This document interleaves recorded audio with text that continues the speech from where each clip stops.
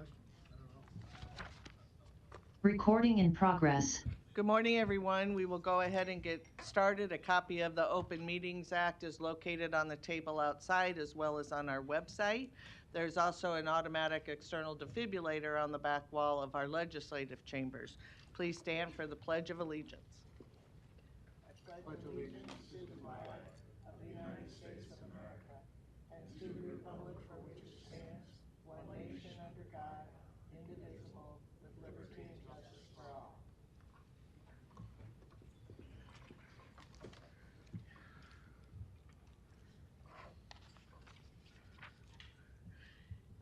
And if I may, before we begin, just ask everyone in their own way what they feel comfortable with.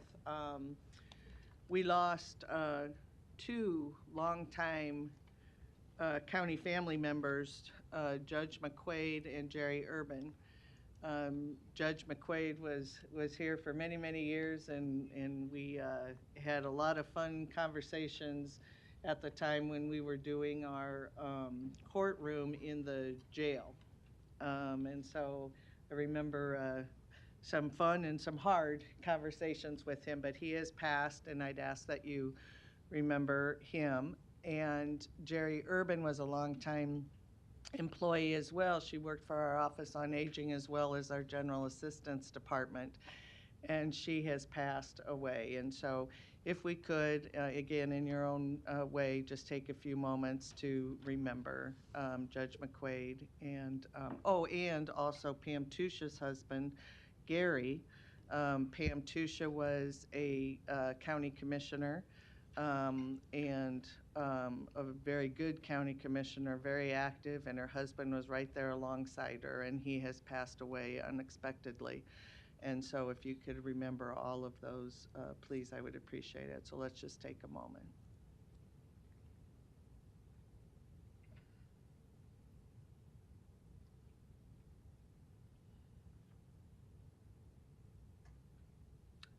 Thank you.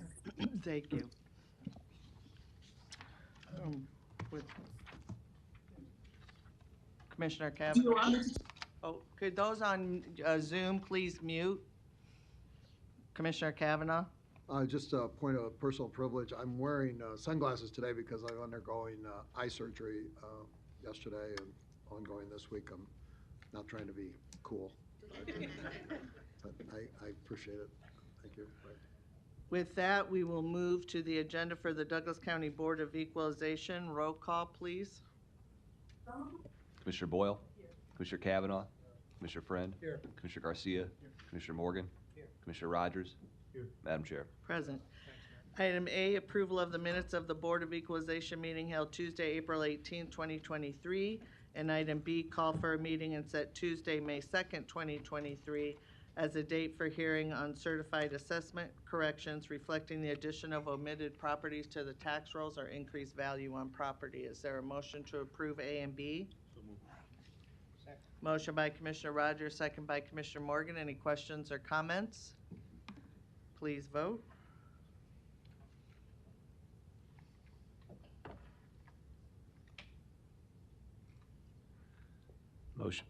Motion passes 7-0. Next is citizen comments. Is there anyone in the chamber or on Zoom wishing to speak to the Board of Equalization about an item not on the agenda?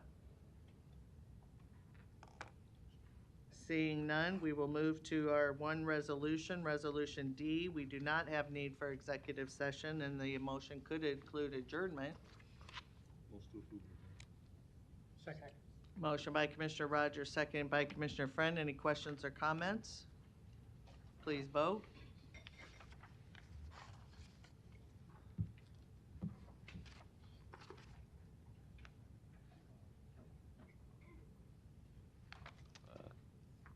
Commissioner Rogers.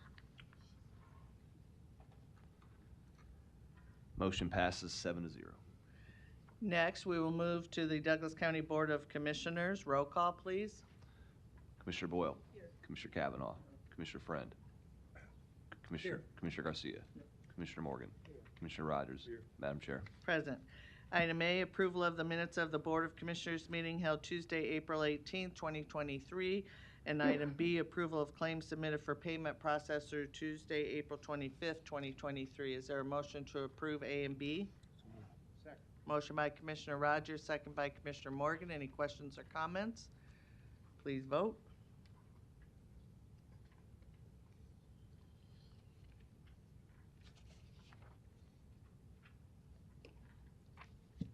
Motion passes 7-0. Next is our consent agenda, item A through F. Is there a motion to approve consent? Second. Motion by Commissioner Rogers, second by Commissioner Morgan. Any questions or comments? Please vote.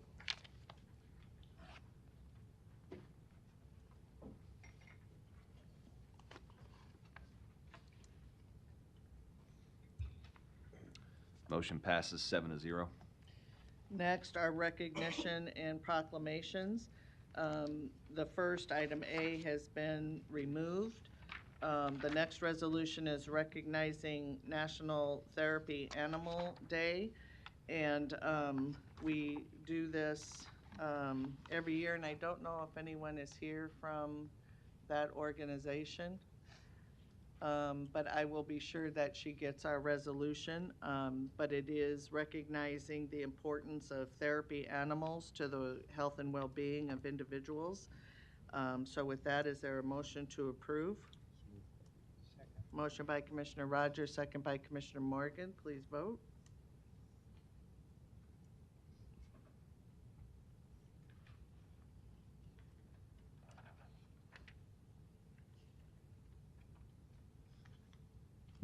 Motion passes 7-0. Next is a recognition of Wayne Johnson, who worked for the Douglas County Public Properties. And my understanding was Wayne wasn't going to be here, but I just want to make sure that he's not. We wish Wayne a happy retirement. We thank him for his service to Douglas County and to the citizens of Douglas County. Is there a motion to approve? Second. Please vote.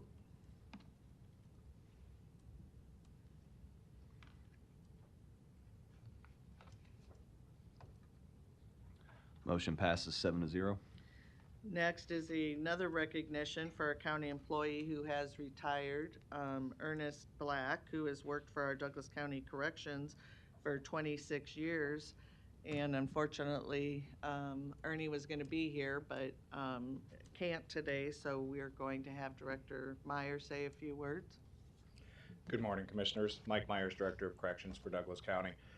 I did want to take a moment to recognize the contributions of Lieutenant Ernie Black. He is sick this morning, so he sends his regrets.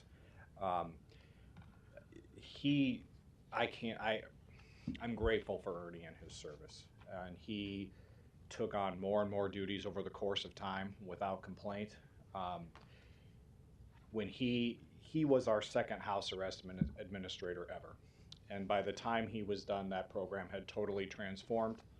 It added the 24/7 sobriety program, which basically operated under his leadership and was established under his leadership. And recently, within the past year, our expansion of our pretrial release supervision program also had a huge impact on the workload of the individuals in that program. So I wanted to take a moment and recognize him.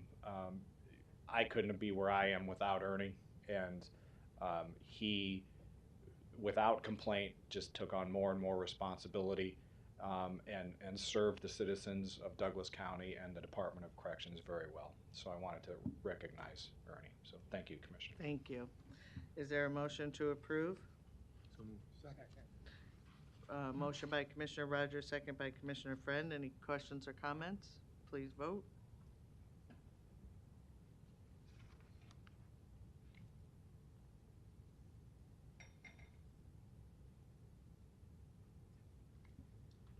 Motion passes 7-0.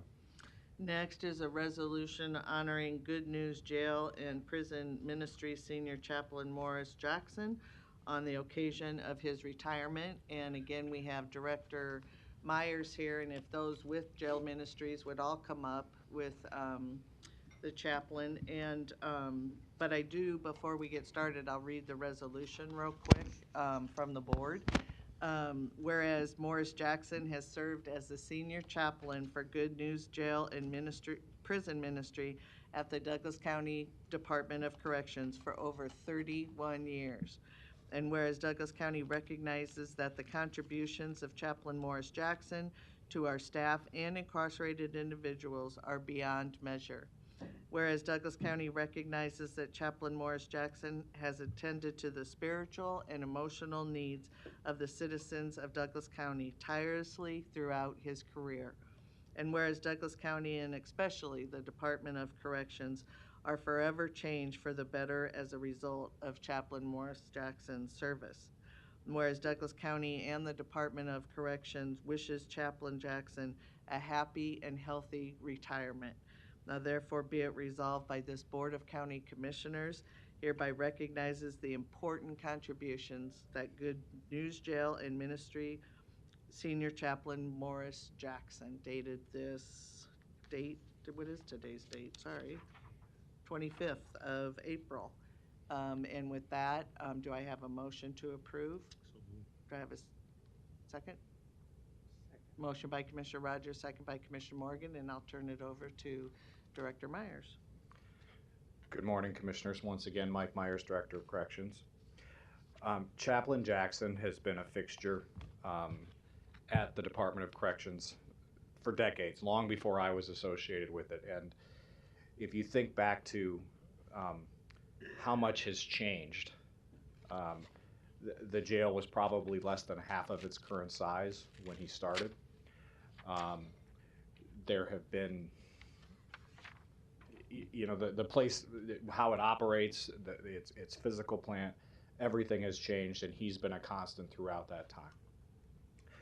Good News Jail and Prison Ministry under Chaplain Jackson's leadership has served our county and its citizens with extraordinary dedication.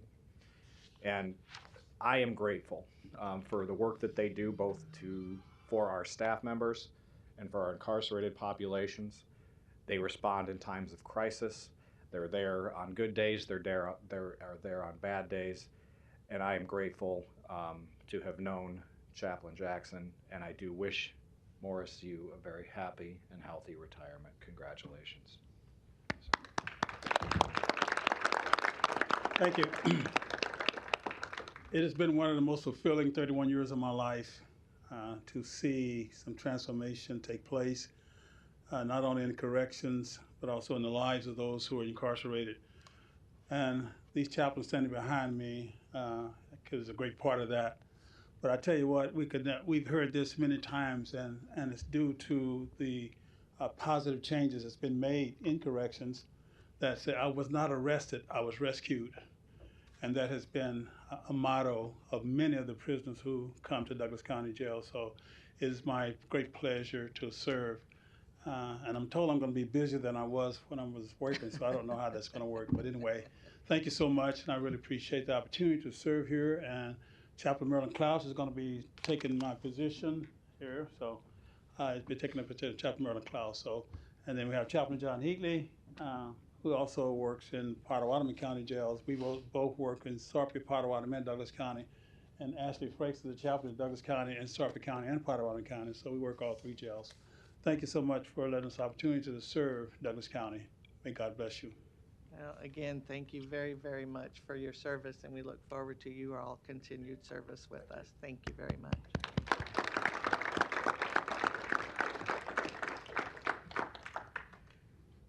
Next is a resolution declaring May as Mental Health Awareness Month. Oh, vote, sorry. Please vote.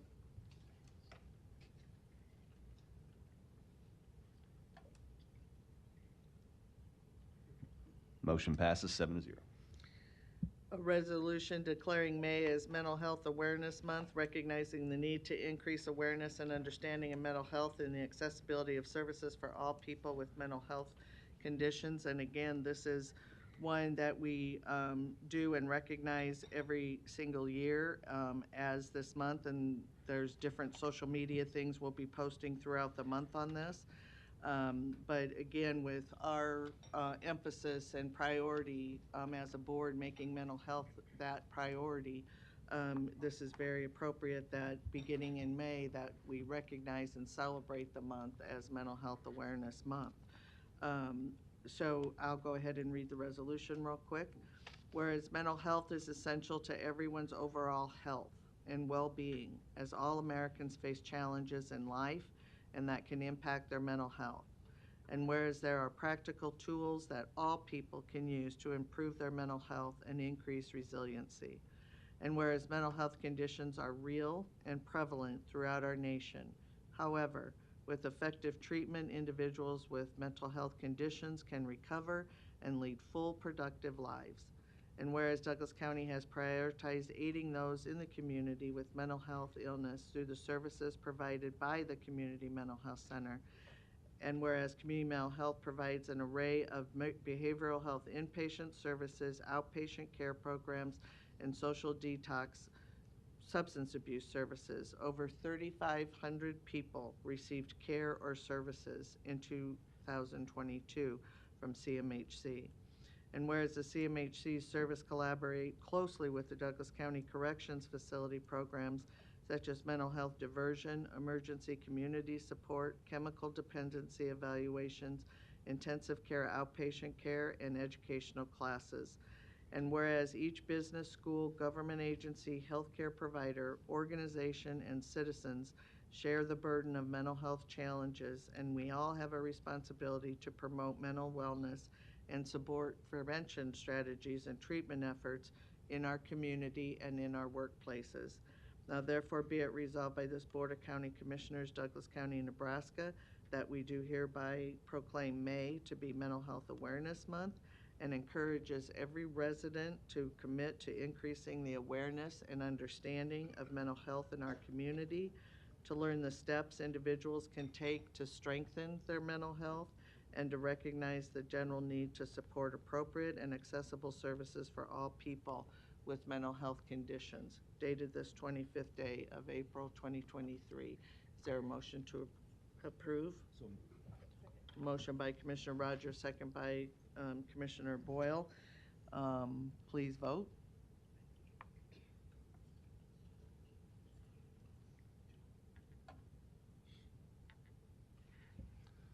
Motion passes 7-0.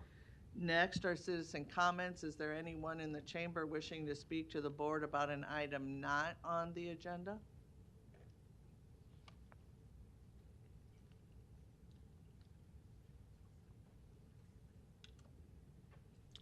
I'm sorry, I came in a little late. Are we on the Board of Commissioners?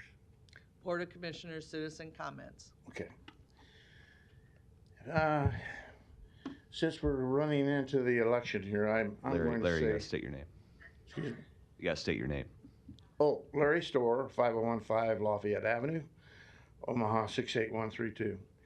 I got here just a little bit late and I don't have an agenda, but my remarks for this, I think they were prepared.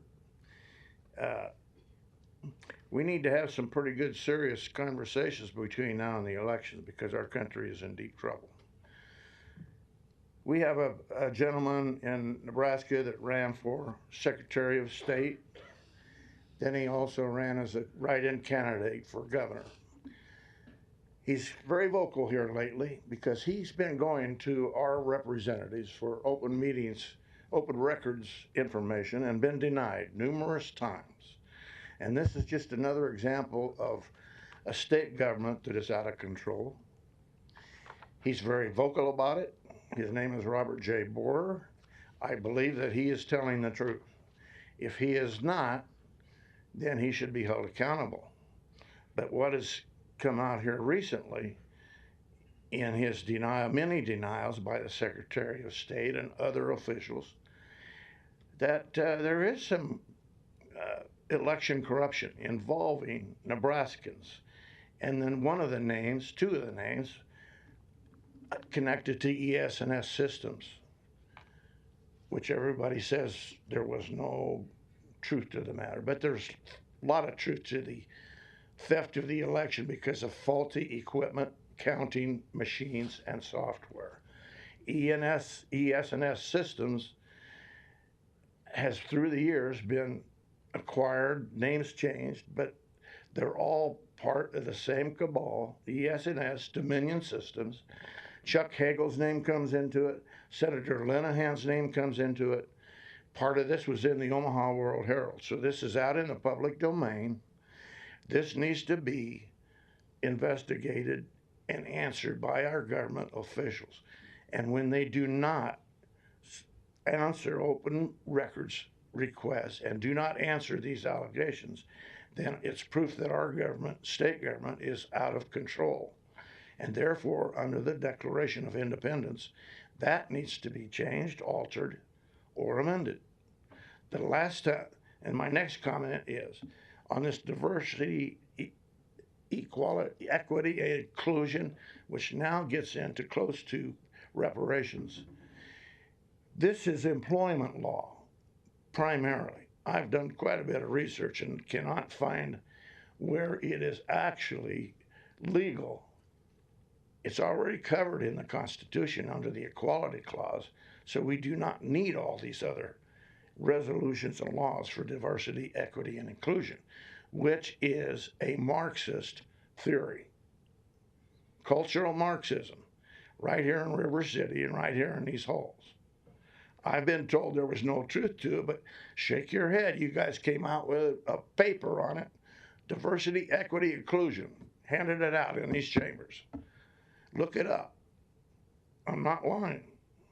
But you denied me and told me I knew nothing about it, and I do, sir. This needs to be discussed. This does not fit in the Constitution or the state constitution. It was not there in the state constitution when I last picked up a copy down there. So it doesn't belong in our chambers. It is an employment-related law. If you want to treat your employees with that, that's fine. But don't force it down my throat in these chambers because it's not legal. Thank you. Before the board about an item not on the agenda. Hi, my name is Nicola Claire. I'm representing our Omaha. I'd like to speak about the Juvenile Justice Center and the recent commercial for leadingreform.org. I just want to ask, like, how much of the $5 million out of the promised $10 million from Sherwood has been spent? The $5 million that is dedicated for programming. And are the people going to hear a report on that at some point and how that's going? And I just want to say, like, no slick little commercial is really telling the full story of what's going on. And I really encourage people here at home to look up the meetings in room 903 that really explain the programs and how they are going. I know today we also have a resolution for the new mental health facility, and I see a lot of things that are quite similar to the Juvenile Justice Center and how that came about with spending on a construction project. Again, this is about, what, 55 million ARPA on a new building before, just like the kids, before one person is helped with mental health, just like the kids, before one person, what is it, 132 million, before one kid is helped. Thanks. Anyone else wishing to speak to the board about an item not on the agenda?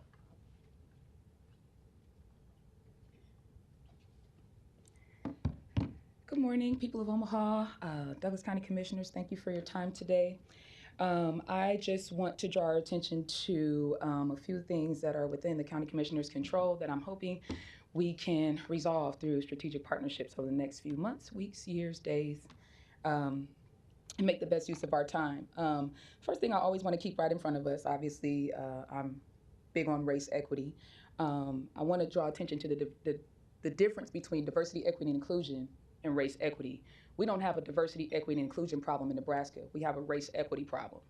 The issues that we see in the juvenile justice system and even in our adult jails, they don't show that we have a diversity, equity, inclusion problem. They show that we have a race equity problem, with 44% of the people in Douglas County Jail being Black, and we know that more white offenders get pretrial release than Black offenders.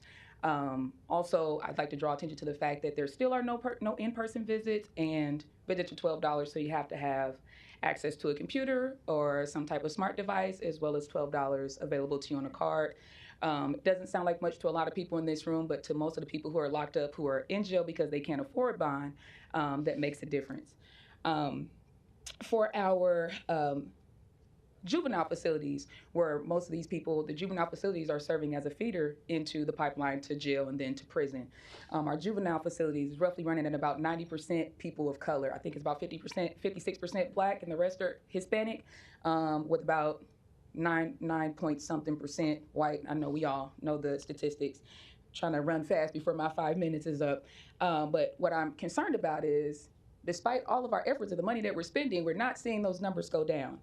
The Pipeline to Prisons program, and I know that we service a lot of our youth, and we're putting money into programs. However, I'd like to see more money going into programs and services before we start talking about putting another cent into buildings. For example, we have already built an undersized baby jail. And I know that we would like to call it a very grandiose name that takes away from what it's actually going to be, but it is essentially a baby jail.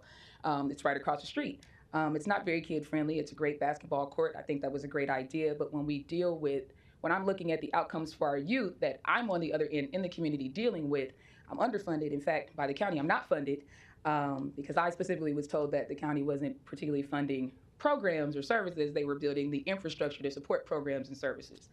But we're building buildings without the intent of thinking about people. I would say that we should not put a single child into that building. There's nothing wrong with the building that they're in, and there's a full report to substantiate that. Lastly, I want to talk about 95% of the youth in juvenile detention are on at least one psychotropic, not juvenile detention, but on juvenile probation. 95% of those kids are on at least one psychotropic medication, which would explain why we're putting a lot of spending into building these mental health facilities. I would argue that that is a direct pipeline for people of color because we show that there's a disproportionality, overrepresentation of us in the system. I would ask the commissioners to strongly take a look at what the data supports and go the other way. Thank you. Anyone else wishing to speak to the board about an item not on the agenda? Seeing none, we have first presentation is Inclusive Leadership Program and Mentoring 360 Program Update from our very own Marissa.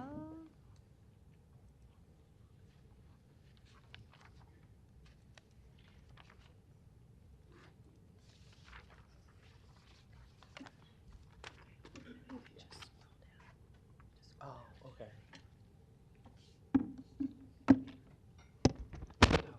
Good Scott, morning. I'll let you know.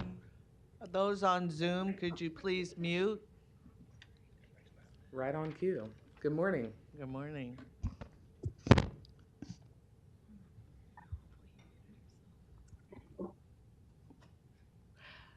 Scott, you want to come here?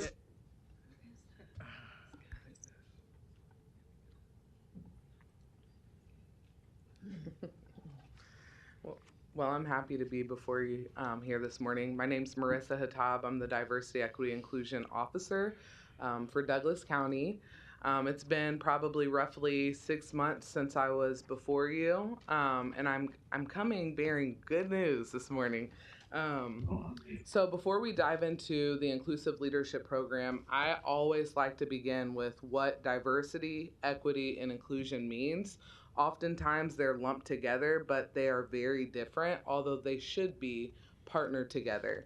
And so as the county, what we mean when we say diversity is the presence of different and multiple characteristics that make up individual and collective identities, including race, gender, age, religion, sexual orientation, ethnicity, national origin, socioeconomic status, language, and physical ability, right? That there's so many layers there. Diversity is not just about black and white and racial equity work. That is a great segue into what we mean when we say equity. Equity is the process of identifying and removing the barriers that create disparities in the access to resources and means and the achievement of fair treatment and equal opportunities to thrive. The easiest way that I can explain the difference between equality and equity, because sometimes people blur the lines, equality focuses on sameness, meaning, okay, we were all given the same resources, so we should all have the same outcomes, and that's just not true. Based on all those different layers of our diversity and what we identified to be what we mean by diversity, there are different outcomes that can be inequitable, whereas equity focuses on fairness. Inclusion is creating environments in which any individual or group can be and feel welcomed, respected, supported, and valued to participate and show up fully as themselves. I always like to start from that place because a lot of times there are tons of misconceptions tied to my work. And so I just always like to begin from there and just being clear about what we mean when we say these things. I also want to uplift the last time that I came before you in November, I presented before you our DEI action report for the next year or two. And in that report, I showcased 4 commitments that our department directors and elected officials and other county leaders have collectively agreed upon. So we have collectively agreed that we are committed to intentionally building a stronger, diverse, and competitive workforce, innovatively creating pathways to success by removing barriers and creating equitable opportunities, by investing strategically within our workplace, our workforce, and our community, and advancing a culture of inclusivity and belonging. And so I just wanted to bring that before us because today I get to unpack the impacts of our inclusive leadership program, and a little bit about a new program that we're piloting called Mentoring 360. So just to bring back to your remembrance, in that action plan, I showcased 4 pillars that we'll be focusing on within the county as it relates to our DEI work. The first was workforce development, which we're going to talk about how this inclusive leadership program is in alignment there. The second was workplace inclusivity. The third was equitable policies and procedures. And then the fourth was strengthen community relationships. Today, we're going to focus on workforce development and how it relates to this work. So I want to uplift some survey results and data and showcase how they directly impact this inclusive leadership program. So 31.1% of our workforce, roughly almost 2 years ago, we did an employee engagement survey, and in that survey, 31.1% believed there was career development paths for all employees. 38.9% stated employees' inclusion in decisions that directly affect their work was a priority, and 35.1% felt that they could freely express their ideas, opinions, and beliefs in their workplace. So our goal is to create a thriving and competitive body of employees who feel invested in. And so this inclusive leadership program empowers and equips our leaders to feel invested in themselves and then to pour that out into their workforce. And so I want to share really briefly some core competencies that are tied to this inclusive leadership program. But before I do that, I want to just highlight who has come in and partnered with us. Joe Gristant, who's an inclusion strategist, author, and consultant who's been doing this work. He's been doing the work for 20 plus years, but he's been doing it exclusively as a consultant for 15. He is phenomenal. He has tons of experience in the public sector, private, government, and he just has a phenomenal way of really providing clarity around what we mean about DEI, yes, but specifically inclusion and how that impacts us as leaders and how that can impact our decisions that we're making on behalf of our employees at times and with our employees as well. And so some of the core competencies that are highlighted and discussed in this training are, of course, diversity, equity, inclusion defined so that we're all clear about what it is and what it's not. Determining our why. Why does this work matter? In the past year and a half, when I've brought together our elected officials and department directors, we always zone in on that. What is our motive? Why does this work matter? Why does it matter to us personally? Why does it matter to us as a group? Why does it matter to our employees? And how that can impact our decisions that we're making on behalf of our employees at times and with our employees? And so some of the core competencies that are highlighted and discussed in this training are, of course, diversity, equity, inclusion defined so that we're all clear about what it is and what it's not. Determining our why. Why does this work matter? In the past year and a half, when I've brought together our elected officials and department directors, we always zone in on that. What is our motive? Why does it matter to us personally? Why does it matter to our employees? And most importantly, why should it matter to the community that we're all serving? We are all public servants here. Unconscious bias, psychological safety. That's important. That's kind of a new word that some of you may or may not be aware of. But how do we cultivate healthy workplace environments where people feel like they can be their authentic selves without consequences of being different? That's what psychological safety is. Of course, inclusion decision making, team building activities. So many of our employees were like, I've worked with this person for 10, 15 years, and I learned things about them that I didn't even know because we built in time to really see one another and to get to know one another in different ways.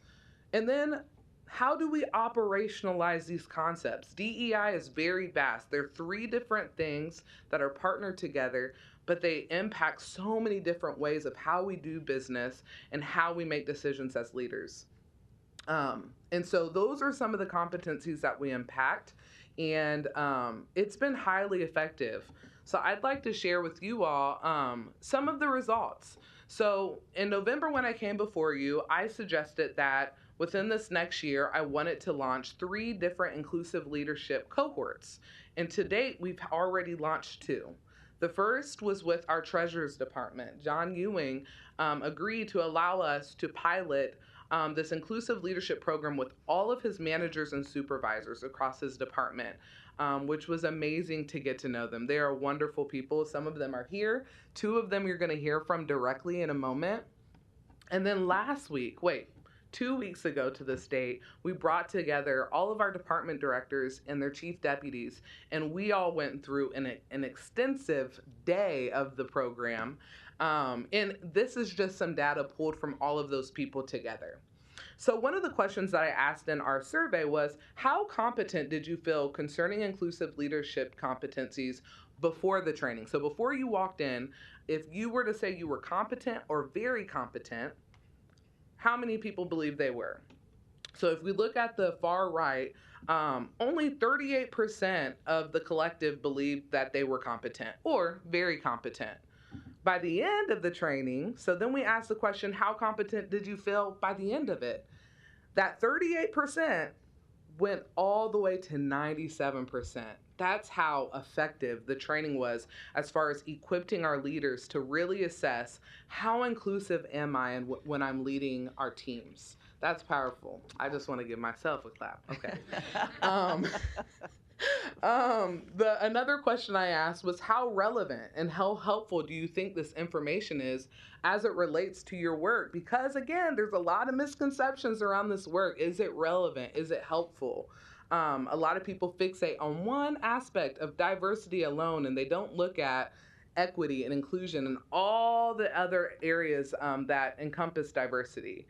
So 91.7% of our workforce that participated in this inclusive leadership program believed this is very relevant and helpful to my work every day. Another question that I asked, should this training be offered to all leaders, managers, supervisors, etc., within our workforce? Again, 91.7% said this training should be done throughout our enterprise. And that's the goal. I would like this to be a foundational course that is launched throughout our workforce, primarily for those who are in supervisor, manager, and significant decision-making positions. Okay. So it's one thing to hear from me. I know you all love to hear me, but I think it's even more powerful and important to hear from some of the folks that actually participated in this program themselves. So first, we're going to hear from 3 folks. They're going to be brief, but first we're going to hear from 2 employees from the Treasurer's Department, and then I'll come in and introduce our next person. So feel free to come up. Thank you. Kylie Cunningham, Treasurer's Office, Branch Manager, Downtown Division. Good morning to all of you. Good morning. And thank you for this opportunity to share. We all have a story, and we all want to be seen. I have worked for the county for 18 years, and during that time I have worked with many managers and subordinates. These people on every level have helped me develop as a leader, but in all those years, this was the first opportunity for diversity, inclusion, and equity training of this kind. And this training is helping me grow better as a leader, a manager, employee, and customer. Going into training, we all were asked what our expectations were. I went in with an open mind and was going to take away whatever resonated with me the most. I think most of us were just excited to gather together since COVID. It was a great opportunity to talk with each other and realize a lot of us felt the same way. We weren't complaining, but we were recognizing things we have seen or experienced and giving ideas on how to make things better or how to handle certain situations. After 3 days of training, I left with a better understanding of what diversity, inclusion, and equity meant. I was excited to implement some of these ideas in my office downtown. Our office has benefited greatly because we now have a better understanding of how to work together as a team. We are having those tough conversations respectfully. We are listening better to understand instead of to respond. We are making sure our first customer, our employees, are taken care of, that they are happy and enjoying their days. I never want to be the reason someone dreads coming to work or cries leaving. We are creating a safe environment where people can be heard and seen without fear. We are bringing a lot of people into the conversations and decisions we are making, but know that not everyone can be involved. So we are transparent that we are having these conversations and to make sure everyone knows what is happening.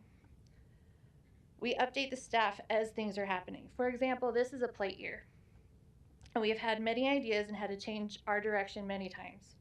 But we update the staff continuously with what is going on to make sure that we are all educated, but also welcome any ideas of what work better for the people who are actually doing the job. We are now working towards a new tax system, and we are very excited. We know that we have a great group of people that are working together. The ideas we have to bring everyone together and develop a stronger working relationship has benefited not only our office downtown, but the way we communicate with the other centers in our organization. It also helps us communicate with other county departments and our customers. This will greatly help with the remaining plate year and implementing of the new tax system. Keeping our employees and our management teams happy and feeling safe and seen keeps our customer service at an exceptional level. When people do not feel safe or seen, they do not perform well. Coming to work every day, making a decision to enjoy the day and enjoy the people you work with makes for a wonderful work experience, which then becomes a better customer experience. I am thankful to have worked in one place for 18 years. I take pride in doing a good job and do not need a constant pat on my back, but I am grateful to be heard and respected by my peers. I still have a lot to build on as a leader and individual, but I know now a lot of us feel the same and can work together to support each other and give each other advice. I am thankful to have had the opportunity to attend the diversity, equity, and inclusion training and look forward to continuing to incorporate it daily. Thank you. Thank you.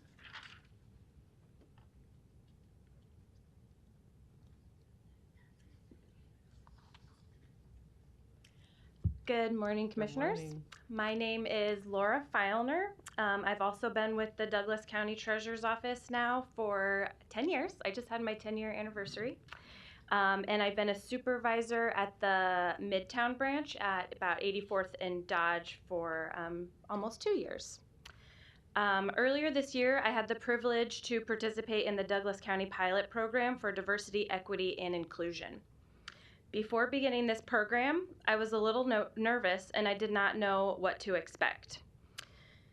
I was familiar with the concept of DEI, however, I had never sat down and really thought about my role as a leader and how I was going to personally promote and enforce these values to make sure that we have a safe and supportive organization where everyone has an opportunity to succeed. This program went over the fundamentals of diversity, equity, and inclusion, as well as why DEI belongs in the workplace. Most importantly, we were taught how to utilize what we learned to create an impact within our individual departments.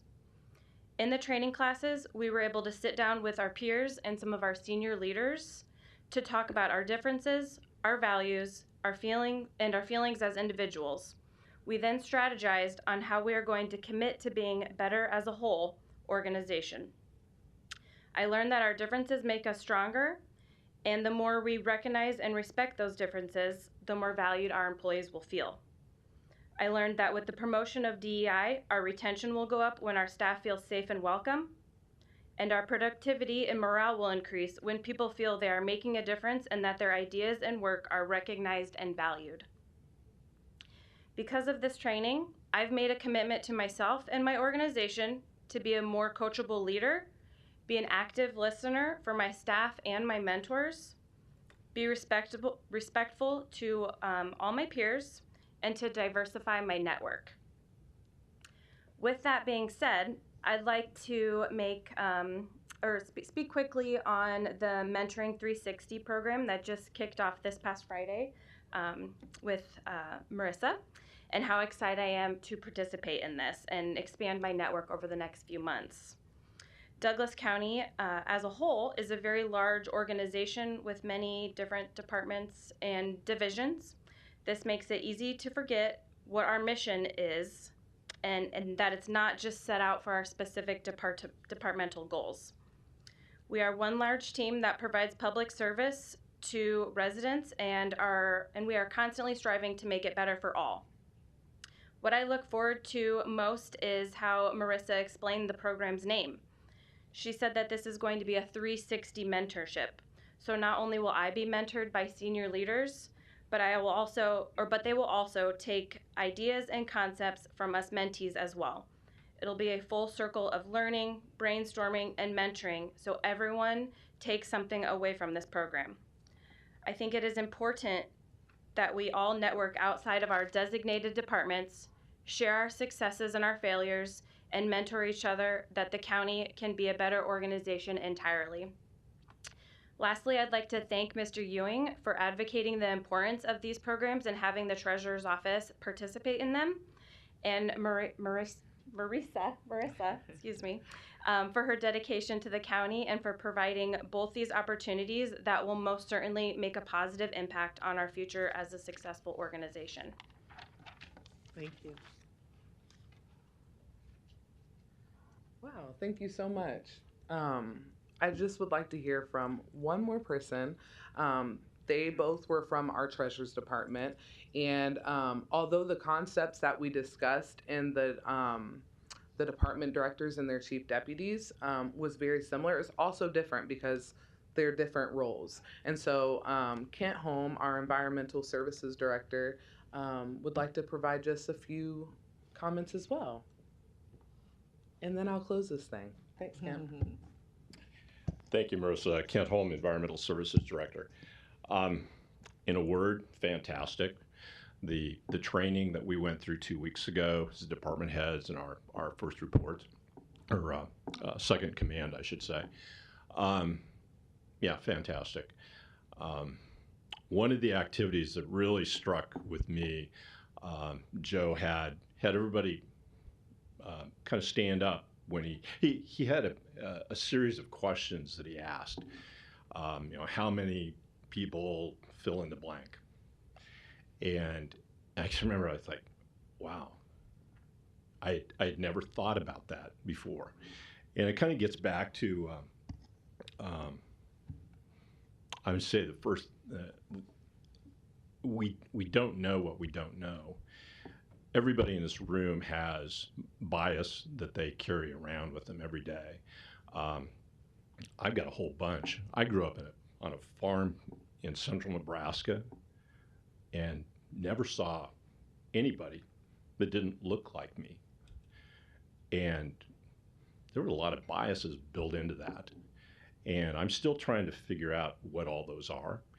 And I guess Marissa asked me to kind of, how am I gonna take the stuff that I learned that day and all the other things, the Mentoring 360 program, the great, absolutely, shout out to NACO for the Professional Development Academy training that I got to go through last year. Thank you very much for your support of that.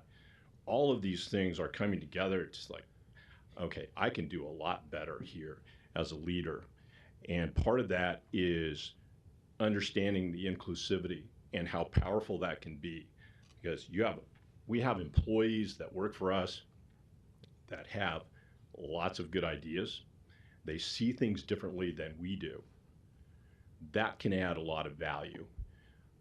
Patrick's going to get up here and he's going to talk to you about strategic planning stuff. One of the initiatives in that is building that workforce. How do we go out? How do we find people that want to do public service? We want people here that can give us great customer service. That's one of the tenets of that I'm trying to build in the culture and environmental services. We want to give great public service. I want the person who calls that has been routed to 5 different places to like, oh, wow, I finally found someone who can help me. He's taking care of my problem. That reflects well on government. That reflects well on the county. That reflects well on humanity. Let's try to get there. So thank you, Marissa, for lining up the training. I hope that everyone, elected officials, I would send every one of my employees to this training. It's that good. Being inclusive, if we want to be diverse, we got to start with inclusivity. Let's listen to folks, and let's really listen. So, thank you. Thank you. Thank you all for your remarks. Well, I hope that left an impression. It left an impression on me in a very powerful way. So here's the ask. When I came in November, I said that I would like to do 3 cohorts. 2 have already been done. The 3rd still is yet to be done. And the 3rd is providing an opportunity for each of you as our county commissioners to go through this inclusive leadership program, partnered with our other elected officials. To the public, just for some understanding, a large majority of our departments are run by those who've been appointed.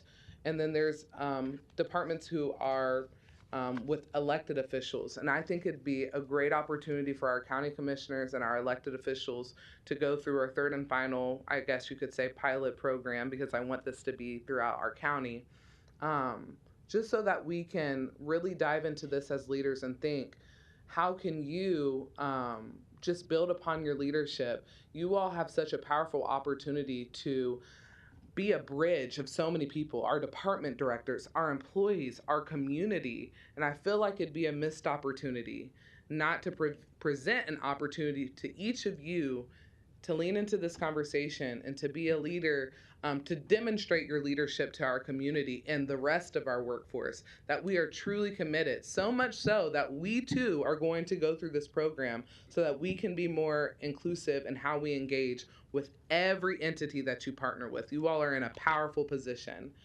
And so that's the ask. Finally, very quickly, I did want to highlight Mentoring 360. I didn't even know they were going to do some shameless plugs for me. Thank you. So we launched our Mentoring 360 program last week. We had our mentee orientation. To date, we have, I believe now we actually have 68 mentees. We have 12 mentors, and 17 of our departments showed up for this. That showcased we desire to be in this mentoring program. Some weren't able to participate with scheduling conflicts, but we're going to get there. This is our pilot, so we've got things to learn. And I wanted to land with acknowledging our 12 different mentors who stepped up to say, I would love to invest and pour into our employees.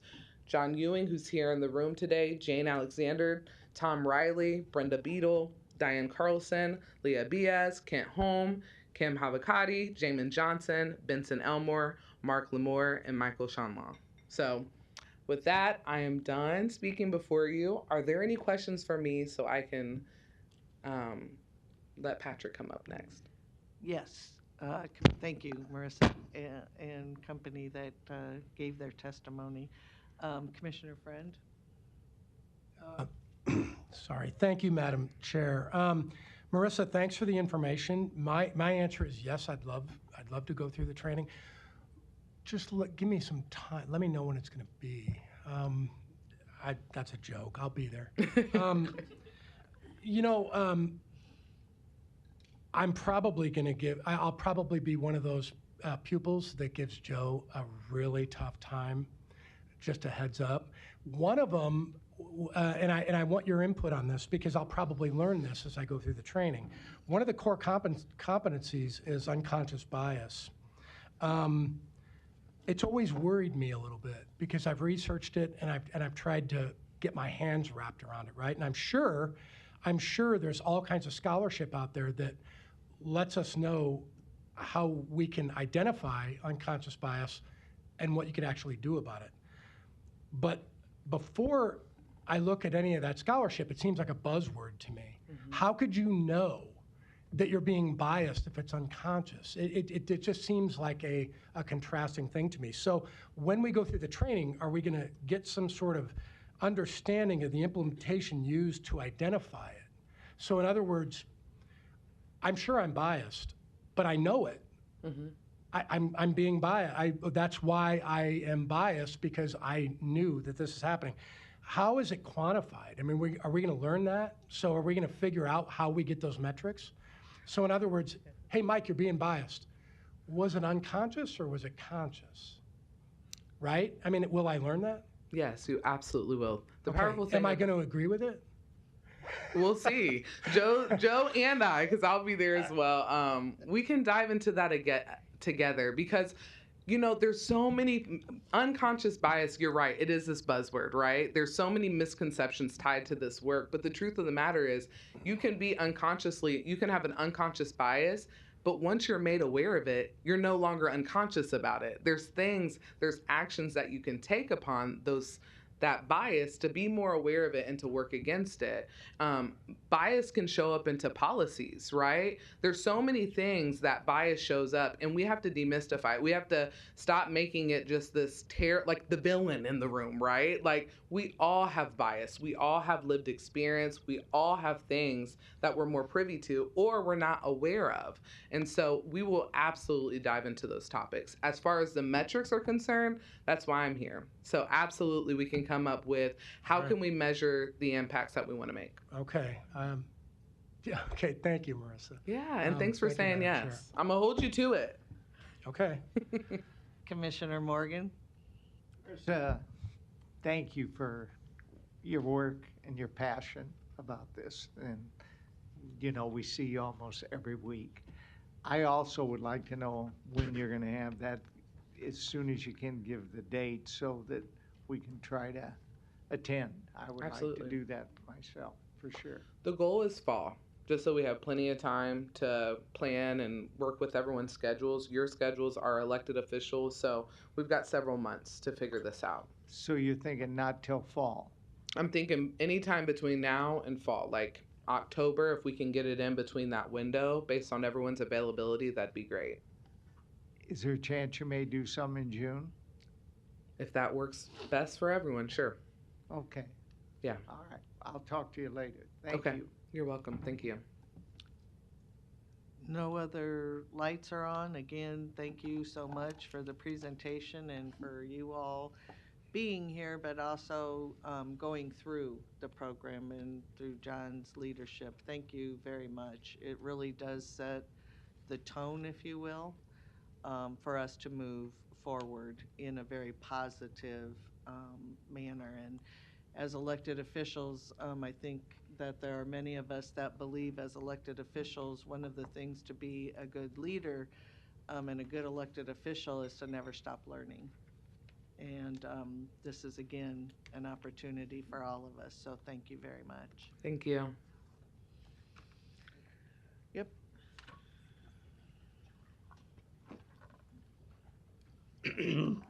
Larry Store, 5015 Lafayette Avenue, Omaha 68132. Thank you for the presentation. I think the 360 program is wonderful. However, I'd like to see this DEI out of the picture here, and I want to explain why. I've had a number of employers where they've had training on diversity back in the old days and all this stuff, EEO. And yes, we all have biases, but no employee ever feels free to discuss any of this without being fired for their views. It's something you hold over somebody's head. Now, in the structure of government, you are elected people that are supposed to work for us. We don't need to hear all of this on our tax dollars here in these chambers.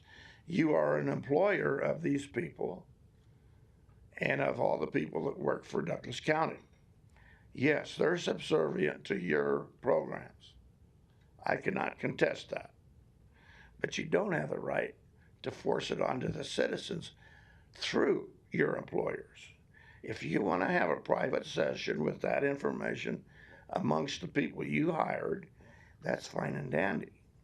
But don't use my tax dollars to push it on the city of Omaha, the county of Douglas County, the state of Nebraska. You guys have more influence than I do. I can only vote for one of you, but 7 of you can vote against me. That's not really fair, is it? But reconsider some of this. Let's have a more friendly discussion, because what's happening here is you are pitting people against one another. You're turning the tables, maybe unwittingly, but DEI is a Marxist theory, and it's there to pit people against each other, to turn your government inside out, to accomplish political ends. And this needs to be changed. You want to talk about fairness? That's fine. But don't force it on us per national organizations and your so-called best practices. We all know that that's the case, but you don't talk about it. But you like to shut people like me up. Thank you. Anyone else?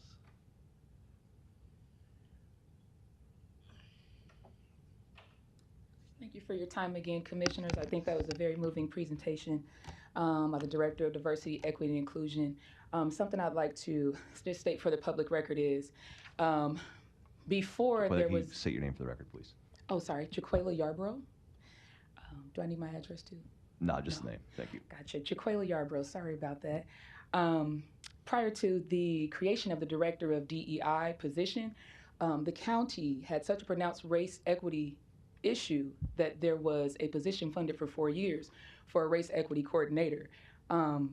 When that person's term for serving was up, or whatever the agreement was for that term, is none of my business and really none of my concern.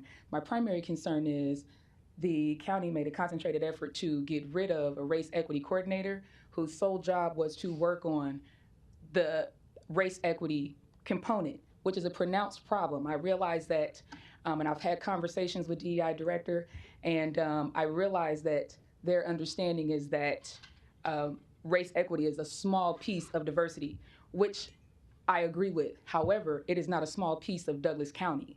So I'd like to refocus the county's attention to the pronounced race equity problem that we have that is apparently systemic. If we hire more diverse people, if we hire, we do a lot of trainings within the county, that's great. How does that directly reduce the number of people disproportionately affected within the system? That is directly a race problem. And I think it's really troubling to hear language like race is something very small, a very small part of diversity. So just something I'd like to redirect our attention to as a county. Thank you. Anyone else? All right, thank you very much. We will move on to our next presentation, Douglas County Board 2023 Strategic Plan Quarter 1 Update from our CAO. Mr. Bloomingdale?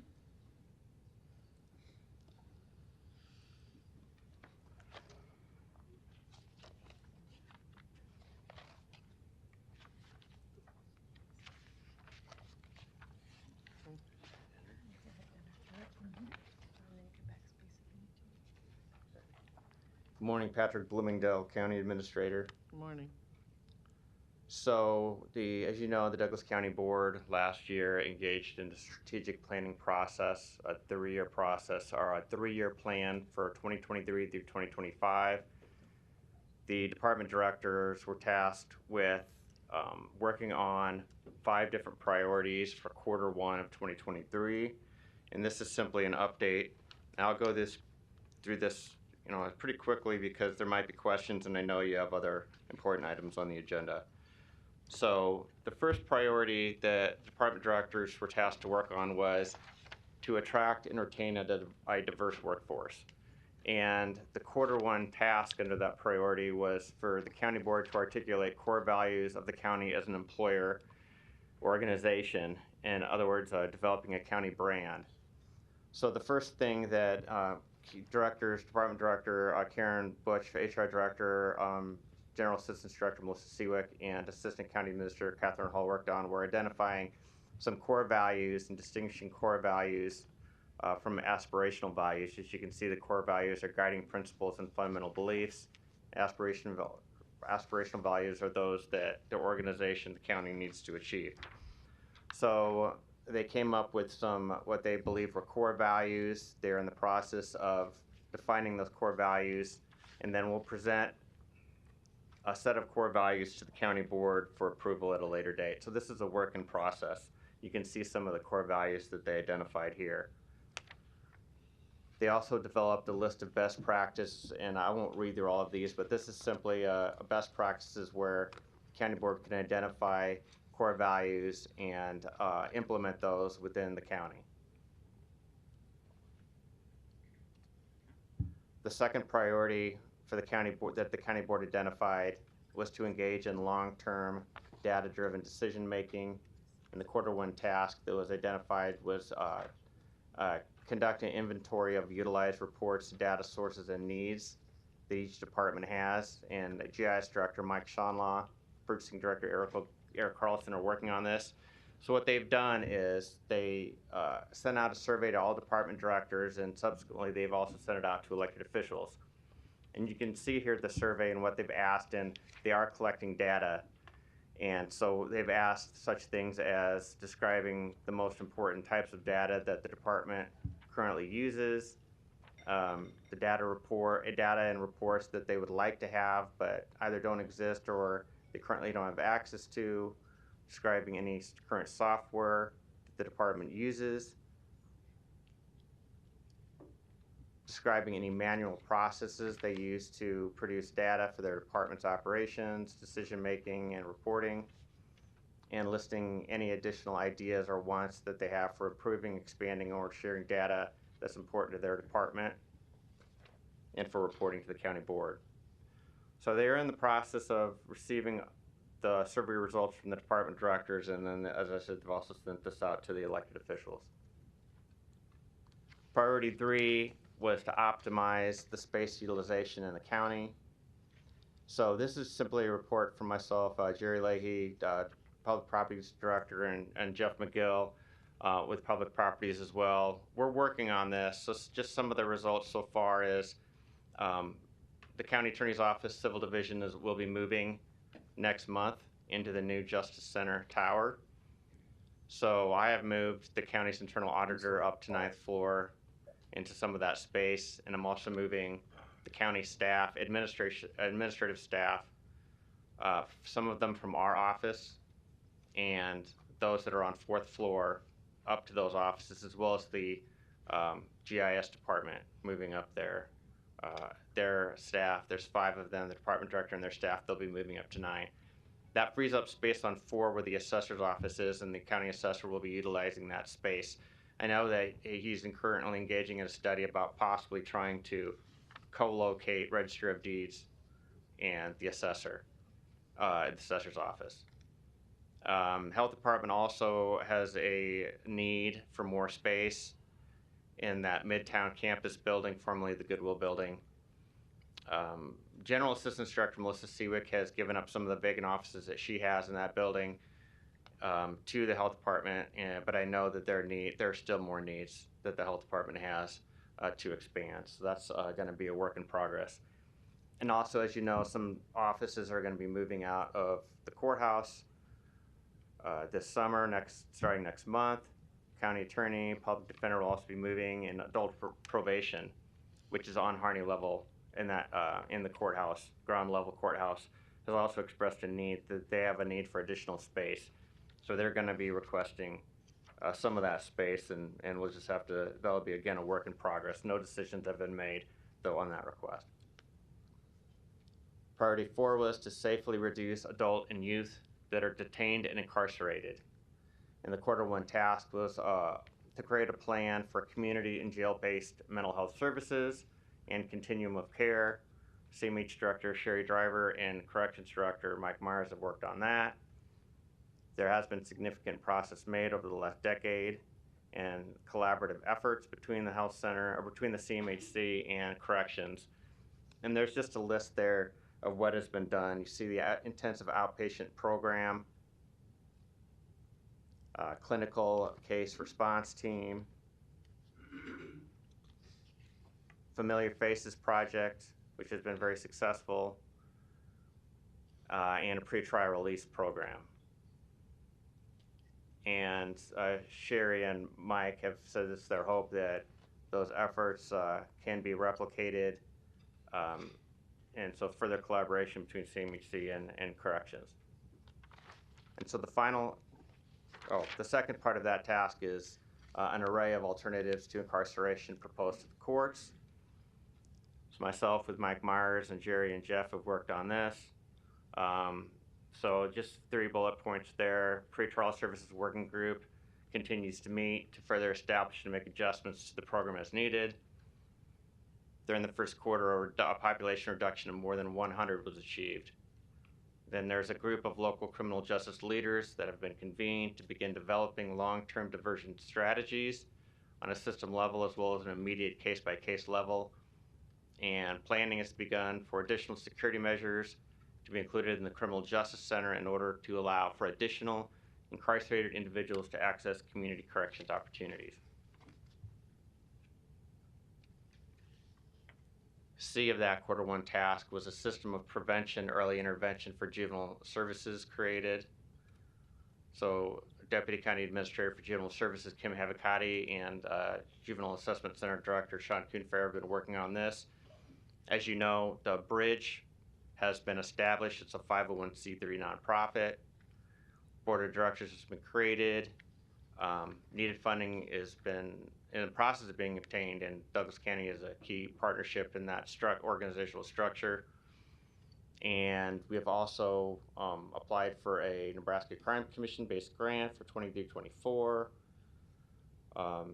Providers were selected based on the needs of the community, targeting the highest risk areas, and services will be available to the Juvenile Assessment Center at no cost to families. And then there's also been a Office of Juvenile Justice Delinquency and Prevention Title II grant that's been received, and you can see there it's $950,000 for racial and ethnic disparities in our community. We've had a request for proposal process, and funding's been awarded to 8 community providers. And you can see there's some other bullet points there based on the family needs and high-risk areas of the county. 1/3 of the funding is going to North Omaha providers, 1/3 to South Omaha providers, and 1/3 to immigrant refugee providers. Also, development of an electronic data reporting system for selected providers to assist in determining outcomes, and services will be available to the JAC at no cost to the families. There's also a Missing Runaway Youth Initiative, a Youth Violence Prevention Grant, and the Juvenile Assessment Center will continue working on creating relationships within or with community providers to meet specific specific needs to the diversionary youth, concentrating on youth with gang and gun issues. Okay, priority 5, plans for the future of the 42nd Street campus with partners. So what we've done is create a regular interdepartmental touch point structure for our departments that are located on the 42nd Street campus. So they are involved in the discussion process when discussions progress on what to do with the 42nd Street campus. And then B, quarter 1 task, existing community needs assessment and studies compiled and reviewed. And what I put here is, we know that there is a need for more placement options for youth in the juvenile justice system. Youth spend far too long in secure detention as they await placement in less secure treatment facilities. And there is also a need for more mental health facilities and programs in the community. And in our experience, we know there's particularly a need for forensic mental health care, and that's mental health care for those that are in the criminal justice system and who are at greater risk of entering the criminal justice system. So that is the Q1 task update. And I have department directors that are here or on Zoom that can answer any questions. I know that that was pretty quick, but like I said, I know you have a lot of other items on your agenda today. All right, thank you. I don't see any lights, but I think that one of the things we can do, Patrick, is commissioners can take this document and read it a little bit more thoroughly, and then if there are questions that arise, maybe we'd have you back again with an agenda item just for any updates on that. But Okay. we'll plan on regular updates, but in case we have a follow-up from this. But good work so far on the strategic plan. And as the board engaged in their strategic plan process, one of the things we said was the importance of that continuing conversation and update and work being done on the plan, so that it's more of a living document than a document that's created and then sits on the shelf. So good work to everybody on that. Thank you. Yes. Luis Jimenez, 2709 Dewey Avenue. Good morning, Commissioners. Good morning. I live in between Midtown and downtown, so the Justice Project has been very important to me. I'm wondering when the name's going to change, or maybe you're just going to drop project from it. Is it the Douglas County Justice Center? Is it is it going to be just the Justice Center? I think it's a complex, maybe, or an annex. Drop the project, say it's an annex or a complex. That's one thing. I tend to think that the county should be sharing as much as information as you can, not behind closed doors, but in full view of the public, or at least where the public can access the information.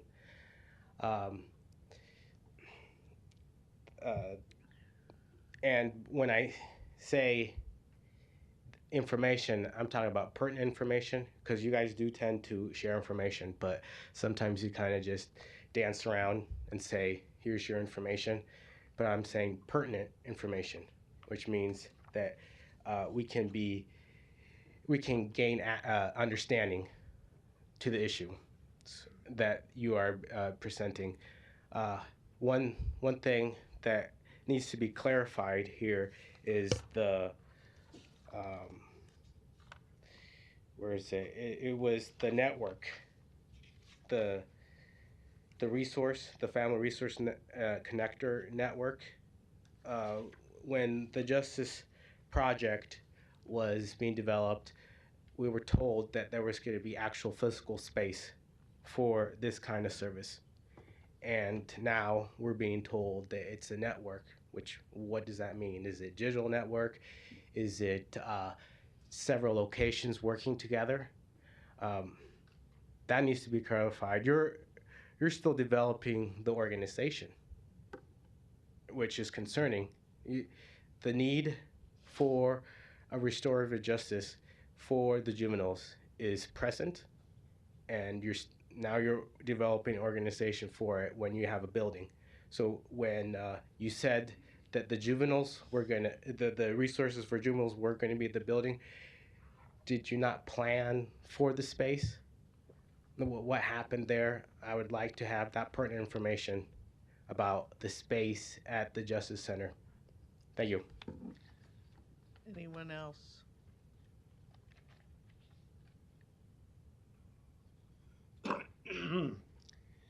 Larry Storr, 5015 Lafayette Avenue, Omaha, 68132.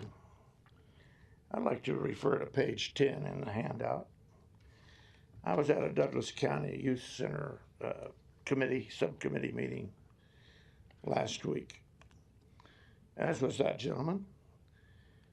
But there were also 3 police officers and 3 representatives from the Douglas County Sheriff's Office. And at least 3 times they tried to get an answer to a question. And what happens to approximately 75 inmates when the current youth center closes down in January. The committee had extreme difficulty coming up with an answer for it. And I asked the gentleman in the lobby downstairs as I was leaving, did you hear a clear answer? I did not. And they said, no, we didn't hear a clear answer either. But page 10, to me, is part of the answer. It's all about getting people out early for whatever reasons, apparently. Pretrial services, maybe. But we're housing them with juveniles, I guess. Or there's a lot of juveniles that are held on adult charges. But the question being asked was, what about the safety of the citizens? Are some of these people going to the home program, which are homes around Omaha, Douglas County, group homes? Maybe the neighbors don't know it. The last sentence disturbs me. Planning began for additional security measures to be included in the Criminal Justice Center in order to allow for additional incarcerated individuals to access community corrections opportunities. That sounds like, and I have a question, why do we need additional security measures if incarcerated individuals are going out into the community for corrections opportunities? Or is that an in-house, strictly an in-house program? Maybe want to add some words in there to clarify that, because it sort of conflicts with the first part of the sentence. Yeah, we should have additional security measures if those incarcerated adults are going out into the community for services. Why are we building all these buildings if that's the case? I think we're wasting money. Anyone else?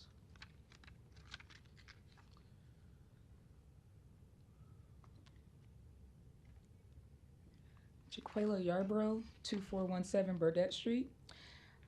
Just first of all, I want to say thank you, because it's not all the time that we have these handouts to follow along. About the Bridge and Family Resource Connector Network, I want to just talk about how we as a county do things and how we can, earlier Director of DEI said, she emphasized the equity piece.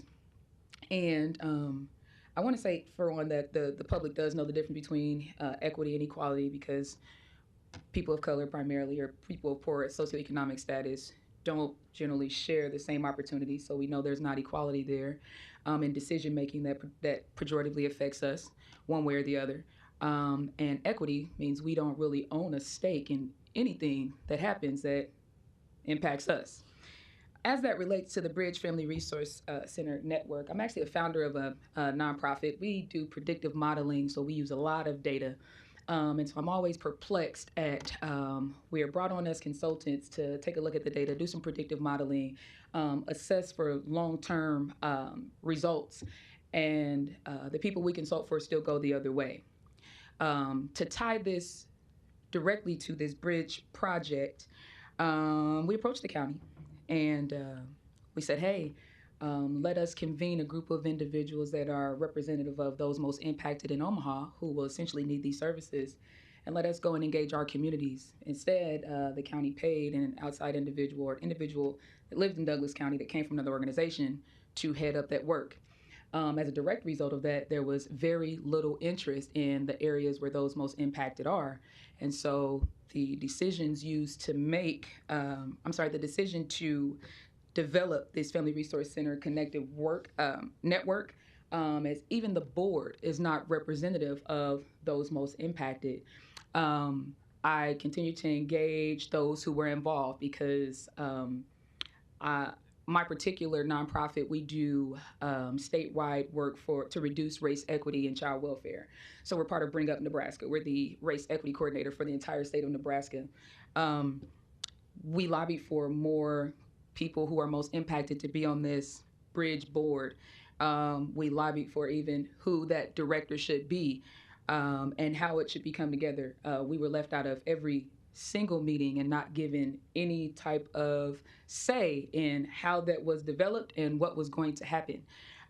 So I appreciate the presenter of this information, but there is definitely a way that these decisions are made that is perpetuating the issues that we have in this county. If we want to do things differently, why aren't we just doing things differently? It's as simple as people who are available who want to participate in the process, let them participate. I'm afraid when I see public-private partnership because that tends to we tend to begin to make decisions in accordance with what funders want to do as opposed to what the needs of the people are. So, for example, our particular district, Northeast Omaha, we saw needs for mental health. We saw needs for domestic violence. We saw needs. We wanted our Family Resource Center to reflect those needs and serve in that area. But the conversation gradually began to turn to like early childhood education. And so these are things that we continually pose to individuals who may or may not have disclosed that they were on that board or not, who would not necessarily share any information, but they certainly did not contribute to the equity that we hope to see in the formation of this Bridge Family Resource Connector Network.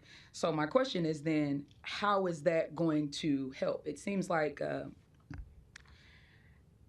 I got so many questions here, but I do want to say that when you convene these boards or convene these partnerships to have these conversations, just involve the folks who are most impacted.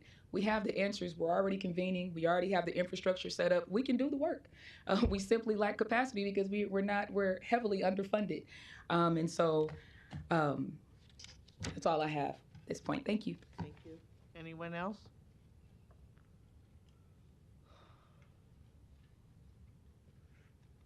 Nicole LeClaire again. I want to thank Patrick, not Michael Bloomingdale. So anyway, for this, I appreciate that, your time with it. Kind of speaking along the lines a little of what Jaquela was saying with the data, is I see you guys spending a lot of money on data, and I'm concerned: is it the right data that is being collected, and is it really being paid attention to? For instance, $189,000 was spent on the Chin study for 9 reasons of why not to build the Juvenile Justice Center there. So that's my concern, is that we get so focused on data and not really. Data is easy in a lot of ways. It's what to do is the actual action to deal with it. So anyway, that was on page 5 with the data. And then some of the programs, I'm wondering, because I asked earlier about the $5 million that Sherwood promised for programs.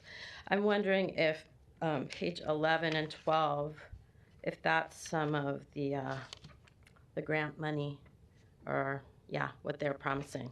So things I'm not familiar with that I haven't heard of the Bridge program, and so just curious about that. Thank you so much. Involve the people, like Jaquela said. It will do wonders. There's great people in our community. Anyone else? Thank you all. We'll move on to our committee conversations. The first is our finance, and the first item on the finance is the budget report as presented. Next is a resolution authorizing a budget transfer of $3,479,968.51 of ARPA funds from County Administration's ARPA account to the county offices and departments who employ participants in the recently concluded premium pay program and other eligible projects. Is there a motion to approve? Motion by Commissioner Rogers, second by Commissioner Morgan. Any questions or comments? Please vote.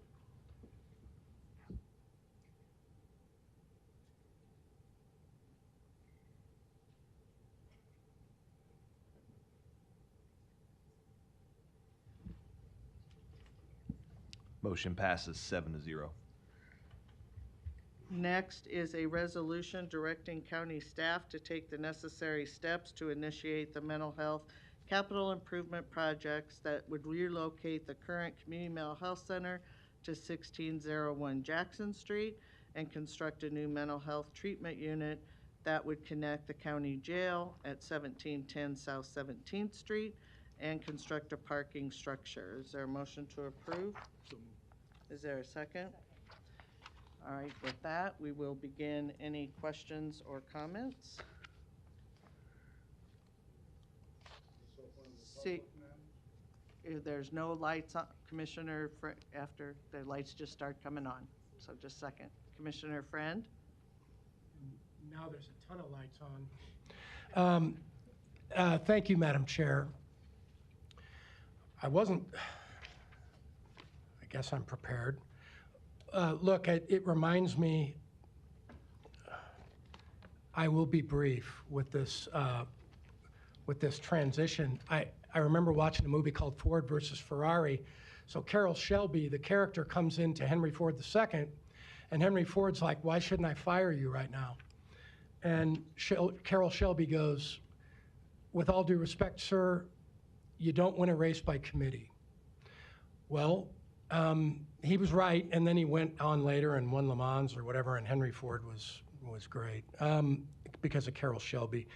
Here's the thing, we make decisions by committee, you all know that. It's not if you set aside movies like that and you set aside executive decision-making, which is very valuable, executive decision-making helps. It helps provide clarity, it moves quick, and then you deal with the results after you're done. But decision-making by committee, it's deliberate. It's meant to be. It's extremely deliberate, and it's meant to be. I mean, we're in a constitutional republic, and that's the way it was created. You don't just want a bunch of stuff flying through in a year or 2 years or 3 years or whatever else. You want people to fight over it. You want people to debate about it. So one of the things that we're having to deal with right now, it's tailored to be frustrating to individuals who like executive decision-making. It's tailored to be that way. They thrive on quick action. It doesn't happen this way. But the decision-making by committee process also provides some value. And it installs vision. It installs a little bit of creativeness if you do it right. It implements a more critical problem-solving solution at times. So I would imagine all 7 of us can come up with better ideas than just me. And if I listen to them, I'm going to learn something, and I'm going to say, yeah, maybe I can implement that. The other point, I think, is that if a resolution is, well, let's put it this way. I don't know that this resolution is premature based on our timeline, but if it is premature based on our circumstances, even though we're on a tight timeline, I think there's more work we could do. With that being in mind, because of the tight timeline, let's say we had to make a decision right now. Let's say this committee has to make a decision right now based on the timelines that we're up against, because the ARPA money eventually goes away. So if we do that, I just personally believe, and I could be all wrong, and I'm sure I'm going to hear that I am, that Douglas County, through this ARPA allotment, has the capability of providing additional separate corrections capacity from an intake and acute care standpoint. We have consulting data that shows us that if we just did that from a correction standpoint, we're probably staring at about a $30 million price tag. With that in mind, I believe we ought to table the second aspect of it to the best of our ability, get the first piece done, table the rest of it, and then move forward with different discussions. And what I mean by that is we have a community of fragmented providers right now, very fragmented. And in the short-term community health arena, I believe if we took some sort of creative approach and developed a strategy for a public-private partnership that could take care of a certain amount of that short-term acute critical care, we'd be in a decent position, or we'd have a good idea in front of us. The fragmented community includes people, organizations like CHI, Community Alliance, Methodist Health System, UNMC, throw in Salvation Army, Sienna Francis House, Open Door Mission. They're all over the place out there. There's a huge fragmentation. I fear if we move forward, this, my opinion, if we move forward with this resolution right now, again, my opinion, I don't know if I have enough verifiable data that would indicate to me that or convince me. 1 minute. Thank you, Madam Chair, that we're going to make a significant impact on short-term care. I don't know if we have enough of that data. Now, I talked to the chair about this. We are expanding government to a certain degree. We're creating potentially two new assets that we're going to have to fund going forward. And we're also doing a few other things, $8 million of general fund money, utilizing inheritance tax to make up the difference. You're talking about a $10 million difference. There's a lot of things going on here. And I think I just offered you an idea. I think we slow our roll a little bit. If we can, I'd like to hear about these times. I mean, I know what the timelines are, but I'm worried about them. We also have budget coming up, and that concerns me too, just like it does the rest of the commissioners. So I hope, I will probably turn my light on one more time because I have a case study that I wanted to share with everybody that I thought would be interesting. So, Madam Chair, thank you. Thank you. Next is Commissioner Morgan. Thank you. First, I'd like to tell all the board members I appreciate what we're trying to do, and I know that our chairperson, Marianne Borgeson, has great passion about what we're trying to do with mental health in our community. I wish that this resolution was in two parts. I feel that I can support what we'd like to do with the correction facility and that addition, which is probably close to $30 million, and none of us know for sure those numbers. I'll make a comment that my dad used to make, and that was, mark my words, we're not going to face too serious a problem on our budget this year. Yes, the county attorney, the public defender, the sheriff is probably going to be 2 million over the target numbers and some other things we're going to face. But in 2 years or 3 years, we're going to see a serious budget problem for this county, in my opinion. And you can see already nationally and even in our own community, home values are going down 4 to 5%. And if you look around and look at commercial property, you can see the office buildings in our community. I don't care whether you're in Regency, where full floors have been vacant for 4 years in Regency. I'm not even talking about Old Mill with hundreds of thousands available. Or the building at 10810 Farnham that somebody bought in '06 for $12 million that sold recently for $40 a foot at $4 million. Colliers was involved. I wasn't involved in any of that, but I know what's going on. Or you can go to 118th and Blondo and find hundreds of thousands vacancy. That affects the value of those properties. We're dependent on one thing, the 13% we get of property taxes. With what Commissioner Friend said, we have not really talked to the Community Alliance, which is building a 127,000 foot building at 72nd and Mercy Road, 71st, that they're going to be able to serve 3 times the number of people there, or CHI, or UNMC. I feel it's really important that we delay the second part of this and have more discussion. I had a call this morning that wasn't expected at approximately little before 8 o'clock as I was driving here from Mike McDonald, legislator. And he told me that they've got this bill that now has come out of committee, an appropriation bill for a partnership on the tri-counties, which would include maybe something with mental health, is what he told me. And I think that's important, and that's another reason.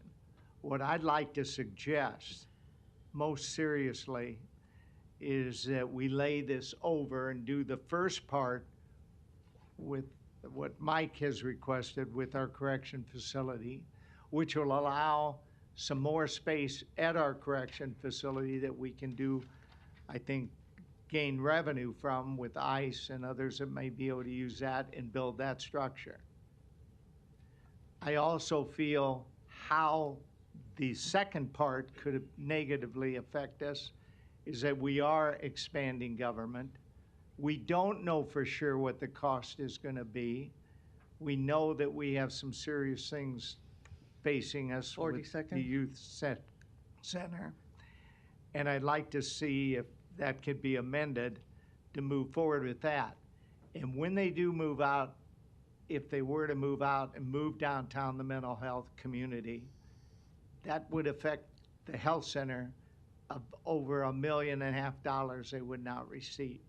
I'll stop there and save my last 14 seconds and maybe come back later. Thank you, Thank Madam you. Chairman. Thank you. Commissioner Kavanaugh? Yes, probably take 10 minutes on, if we could, I'd like to do it all at once because it's all on the same topic. That would be your 2 times. Yes.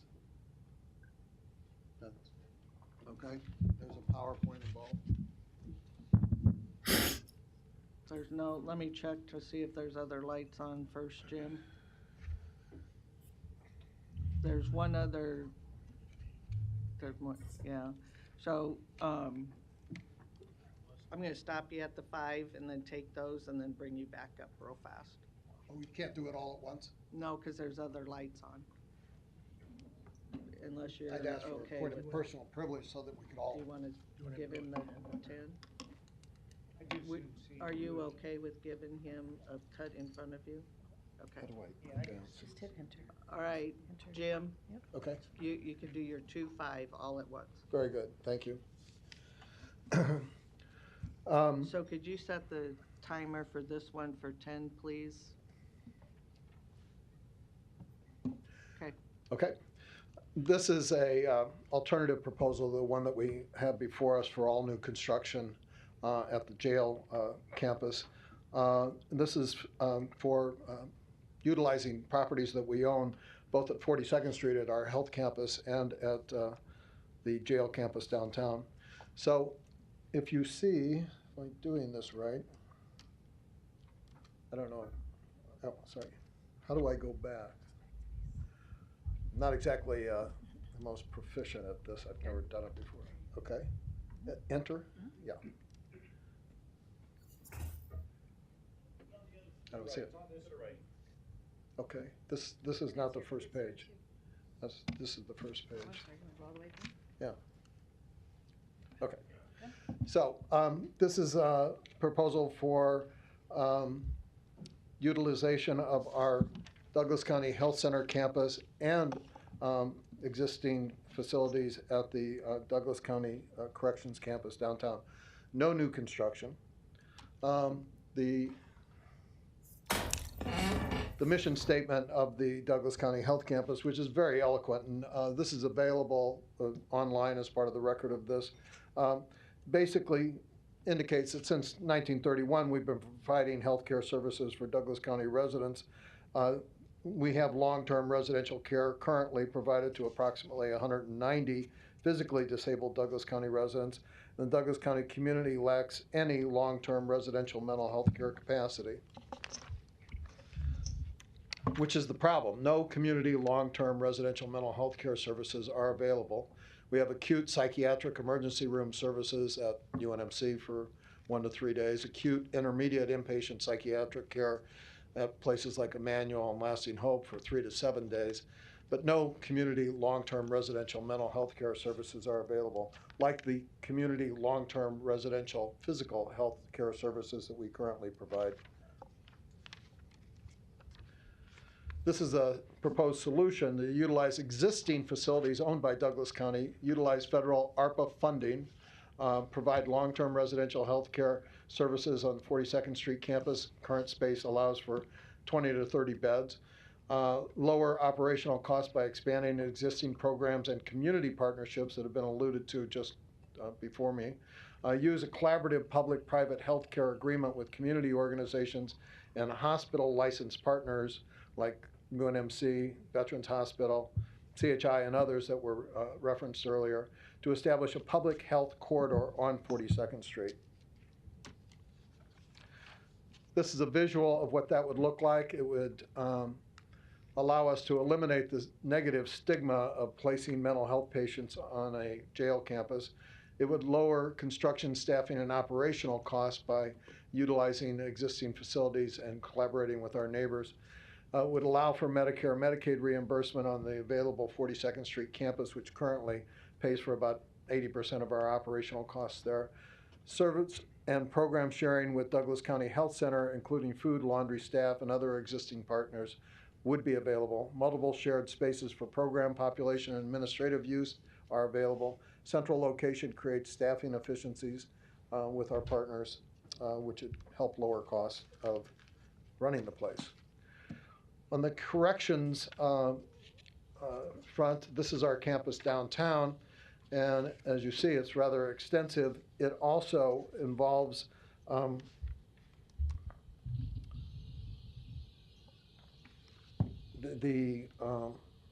sorry, this is fine, that's fine. The problem is the Douglas County Correction Center was not designed for safely treating mental health needs of the inmate population, and detaining people is expensive. Inmates are not Medicaid, Medicare eligible for health care reimbursement, currently paid for by county property tax revenues. There's no secure space to hold and treat mentally ill inmates. Approximately 40% of the inmates of the correction facility have diagnosed mental illness issues, and people cycle between detention and short-term treatment with no long-term solution or residential opportunities. Solution would be using correction capacity. There are over 100 beds vacant currently, way over 100, of repurposable vacant mods to serve inmate mental health and drug and alcohol rehabilitation needs. Drug and alcohol patients can be isolated from the general population for treatment, provide secure, safe space for mentally ill inmate treatment isolated from the general population, and safer and more secure for healthcare professionals and family members. The benefits of this alternative are we create a healthcare corridor on 42nd Street utilizing current Douglas County-owned property and facilities on the 42nd Street campus in collaboration with UNMC, VA, and others. We provide safe, secure, long-term residential mental health care services for Douglas County residents. We utilize our public lands and maximize our resources. We are economically and environmentally more sustainable there, and we use federal ARPA funding to pay for project modernization and upgrades. Community cost reductions and tax savings include property tax relief. Use federal ARPA funds for the modernization and upgrade of the 42nd Street campus. Use long-term mental health patient eligibility for federal Medicaid, Medicare reimbursements for operating costs at that campus. Offset operational costs with a consortium of Douglas County, UNMC, VA, public health care providers, and private partners providing participation. Douglas County owns adequate property and buildings. No additional property acquisition are required. No new buildings need to be constructed. And cost of renovation is a fraction of new construction. There's no need to rush on this. We take time to put numbers on this proposal like we have on the proposal that we have before us, which is at the 60 million, probably plus $1 million a bed, probably plus range. We need numbers on an alternative as just due diligence best practices. And there's no reason that we couldn't develop other alternatives. There's no rush, as you can see from the timeline that was developed for us by architects, engineers, and lawyers looking at the ARPA requirements. We don't have any land acquisition time needed. Probably would be a good idea to set up a committee to oversee this, as we have on, for instance, the West Campus at 156 and Maple. The design team selection, if it's different than the one that we currently have, wouldn't involve a lot of time. Programming for this would not be more than 3 months. The design would be approximately 9 months, of course, according to the best architectural and engineering advice that we could get. And bidding would be about a month, with construction of 12 to 15 months, approximately 27 to 30 months total from start to occupancy. Starting now would allow occupancy approximately the end of October 2025. So the conclusion is this is the financially responsible and efficient use of resources and collaboration, provides patients with safe, secure, long-term mental health care facility. And it doesn't have to be long-term, as you heard earlier. There's a short-term need as well. Properties are owned by Douglas County, long-term residential mental health care facility at 42nd Street, and the safe, secure mental health care facility at Douglas County Correction is currently available. Transportation and parking are already provided. Local management of existing funds is available. We can stop downtown sprawl, particularly in the jail expansion area. This would be alternative would be a very big expansion of our jail capacity, which is not a good thing for our center city. And provide property tax savings through the use of federal funds, ARPA, Medicaid, and Medicare, which may not be available, particularly in the construction of a new jail capacity, which our lawyers have indicated to us has ARPA problems. And the inmates are not eligible at all for Medicaid and Medicare for any of the health care services that we may provide for them. I join Commissioner Morgan in the motion to continue this. I would certainly be in favor of continuing the whole thing. We developed this on our own using private resources, and we need to put numbers on this using the public resources that put numbers on the proposal that's currently being pushed for approval, which is going to be a budget buster, as Commissioner Morgan pointed out. This is a much less expensive, more responsible utilization of existing resources that's better for everybody, the taxpayers, the mentally health. Time. Thank you. Thank you. Commissioner Boyle. Thank you so much.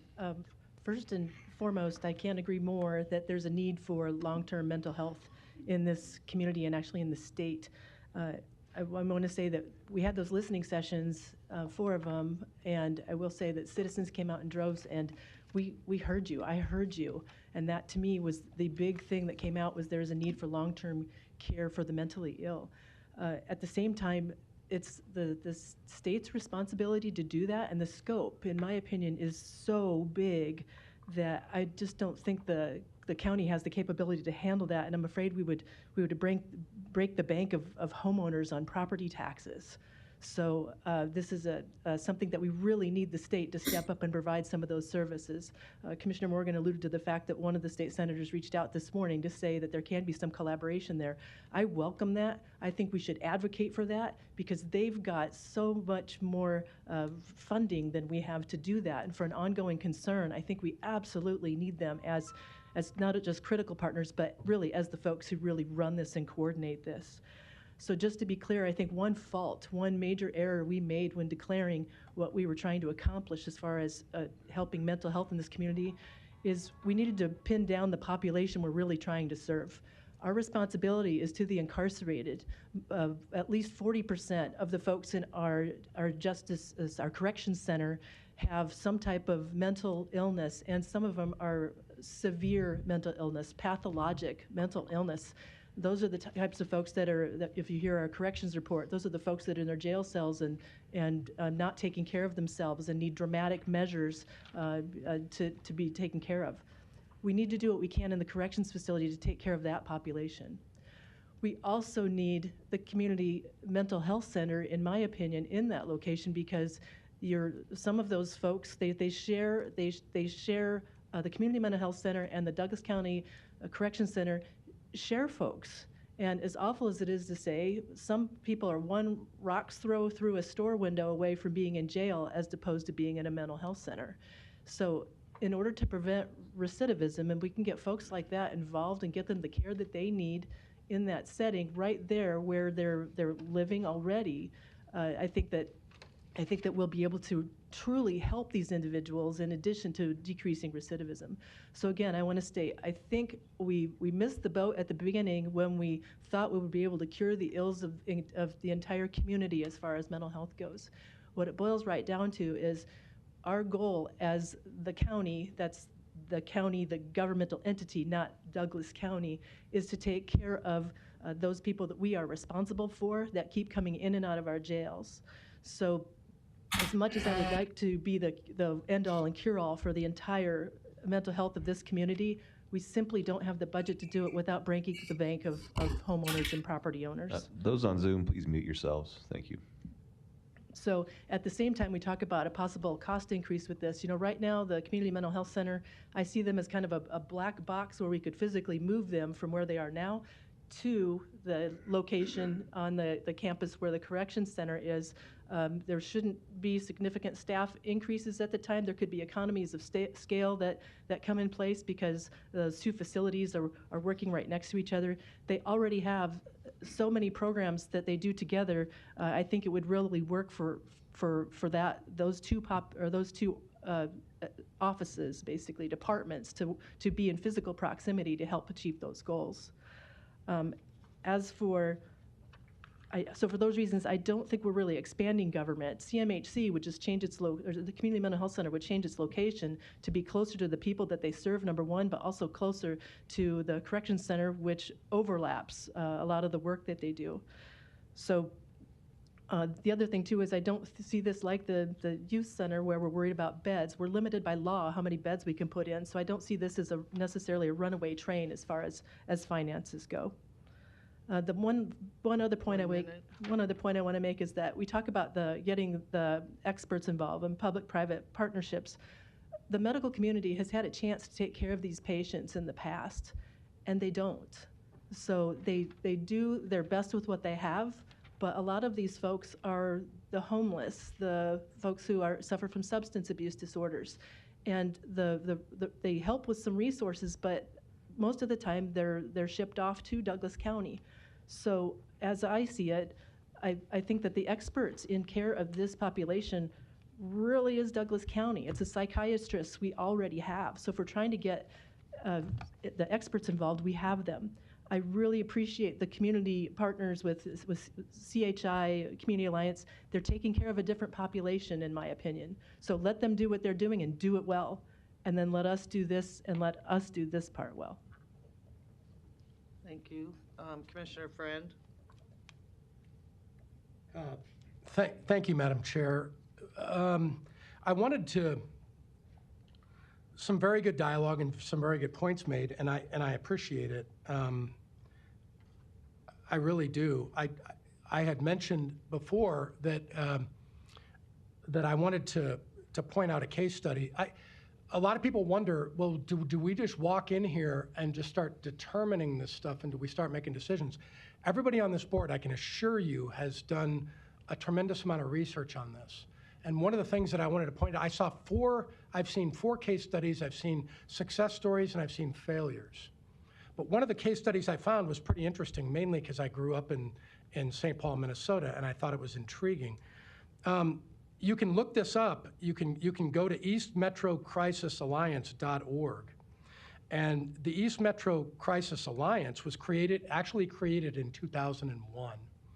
2001, 22 years ago.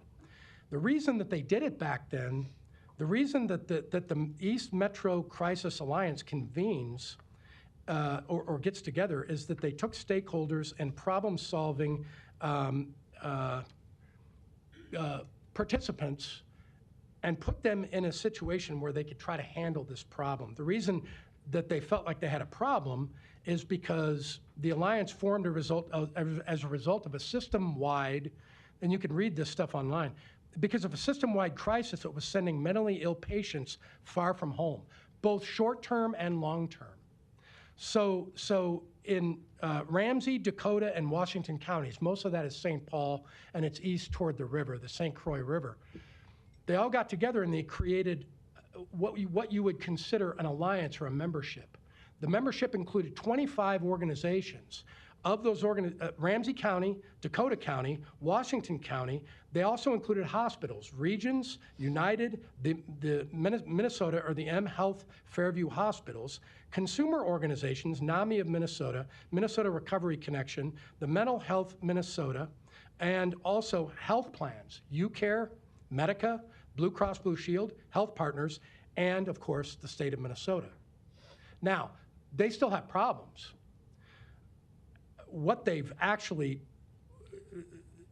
the partners across that system, the purpose for that alliance was to immeasurably improve the East Metro mental health and substance use crisis systems. We have that problem right now, as we well know. And Commissioner Boyle pointed out why. All of these hospitals and organizations were involved at one point, now they're not. But Minnesota said, no, you're coming back to the table, you're getting involved. By the way, I don't agree with hardly anything Minnesota does, but this was very interesting. And then they have data and information that shows what that alliance has actually produced. They have metrics. It doesn't mean that they've solved the problem. It just means that they have metrics that say, all these people are at the table. Remember what I talked about in regard to decision-making by committee? That's a pretty big committee. That's a 25 organization task force. That means it was one individual, maybe two from Ramsey, Dakota, Washington counties, maybe two from each of the hospitals, maybe two from each of the insurance providers. There's an awful lot of people at that table. And it's probably when you leave a meeting like that, you go, what did we come up with? What type of resolution did we come up with? But look, it's all we've got to deal with. There's no executive making a decision in St. Paul, Minnesota to say, you know what, we're going to solve this problem, we're going to solve it right now. I just think, I could be wrong. I don't, in a lot of ways, I'm sure every day I am. I just think that if we do have that timeline available to us, and we actually involve some of these organizations in a case study similar to the one that we're looking at right now, we might have an opportunity. It doesn't mean we'll solve it. It just means, guys, by the way, get to the table quick. Here's our strategy. We're in a hurry. We're in a hurry because the ARPA money goes away. Wouldn't it be worth a try? That's my point. And I know I'm repeating some of the same stuff I repeated last week, but and again, I could be going down the wrong path here. But if we have an opportunity here and we can do it fairly quickly, there's models out here. We're not just inventing this. There are models out there. Let's give it a shot. Madam Chair, thank you very much. That's time. Okay. Yep. Thank you. You bet. Commissioner Morgan. Okay. What I'd like to do is make the motion that they be separated. I'd like to be able to do that if possible, that we're mandated to do the mental health at the correction facility and take that on. Reason why I would like to make that motion is because, first of all, what we have is an estimate of the cost. I built over 200 homes and probably 16 or 18 different projects and apartments. You want to get firm bids and know where it's going. Commissioner Friend said something about taking money from possibly the general fund to do this and so on. We're talking about $60 million to do the two. If we just do the jail right now, approve that, we can take more time to look at the numbers, get final plans and drawings. Let me say to you, the mental health facility is not a long-term mental health facility. It will have 20 beds. That project is going to cost nearly $30 million. That means you're spending $1 million a bed and $10 million more for other space approximately? I don't know if it's going to be 27. I don't know if it's going to be 32 million because we don't have an HDR or Kiewit or someone that has the plans. I don't know the harm that would be if we just move ahead. That bill, and why I mentioned LB 654 is because Senator McDonald did call me this morning at 10 to 8. I didn't initiate a call to him this last week to say, hey, let me know where this bill is. I didn't even know about the bill. It came out of the Appropriation Committee.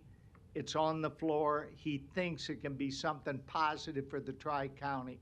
Why not meet with him, talk about this? What is the rush? And I would greatly appreciate it. I think in my time here, which is more than a decade, I've never asked to lay over something at all. Someone can remind me if I have, but I haven't. And I request that we move ahead with the jail, get plans started and move on that, which we can afford to do. The other really concerns me. And I'd like to see us do that. And I don't know if that's possible or if I'll even get a second, but I know I cannot support the measure as it is and be fiscally responsible, because one thing I'm not going to do as long as I'm here, again, is vote for a mill levy increase under any circumstance. And that's final, and that's my word. So thank you for my time. Thank you. Commissioner Garcia? A few quick notes for context and also on where I'm at with the proposal in front of us. We first had our ARPA committee meeting to publicly discuss this topic in December of 2021. So we've been discussing this topic for 1 year and 5 months at this point. When we first started hearing ideas for how we can utilize these funds, I came out against the initial idea of the larger joint facility that would be rather large.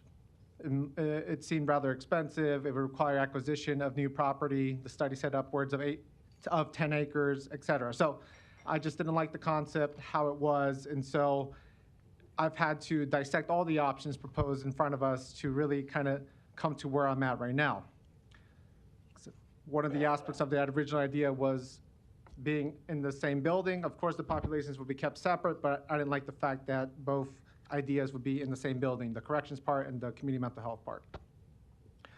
The idea before us today on the agenda has 2 separate physical buildings, as we've been discussing, though in close proximity to each other downtown for that continued collaboration, because half of our community mental health staff already work with the corrections population.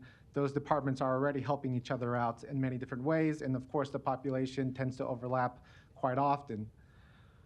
With that close proximity, of course, we're hoping that law enforcement and anybody who is being brought in to potentially be booked into jail, for those who are very low-level offenders, may have the opportunity to get mental health treatment instead of being incarcerated and going to jail. We have had circumstances where somebody comes in with a very low-level offense, and if there's a mental health facility in close proximity, and they can benefit from that, that would be much better than just sending somebody automatically to jail, which does cost us money and is not going to benefit them as much as direct mental health treatment could. So I like the fact that the close proximity would allow for that option.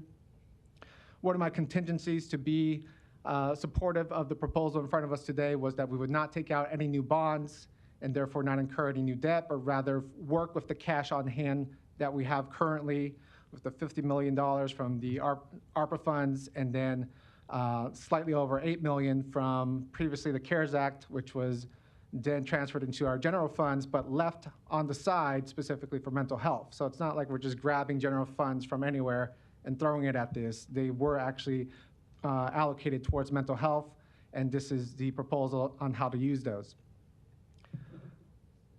Community Mental Health is proposing that they have this enhanced facility to do what they do already, but do it better. In this facility that we're proposing, but their net staff would be 0. They're not proposing to add staff.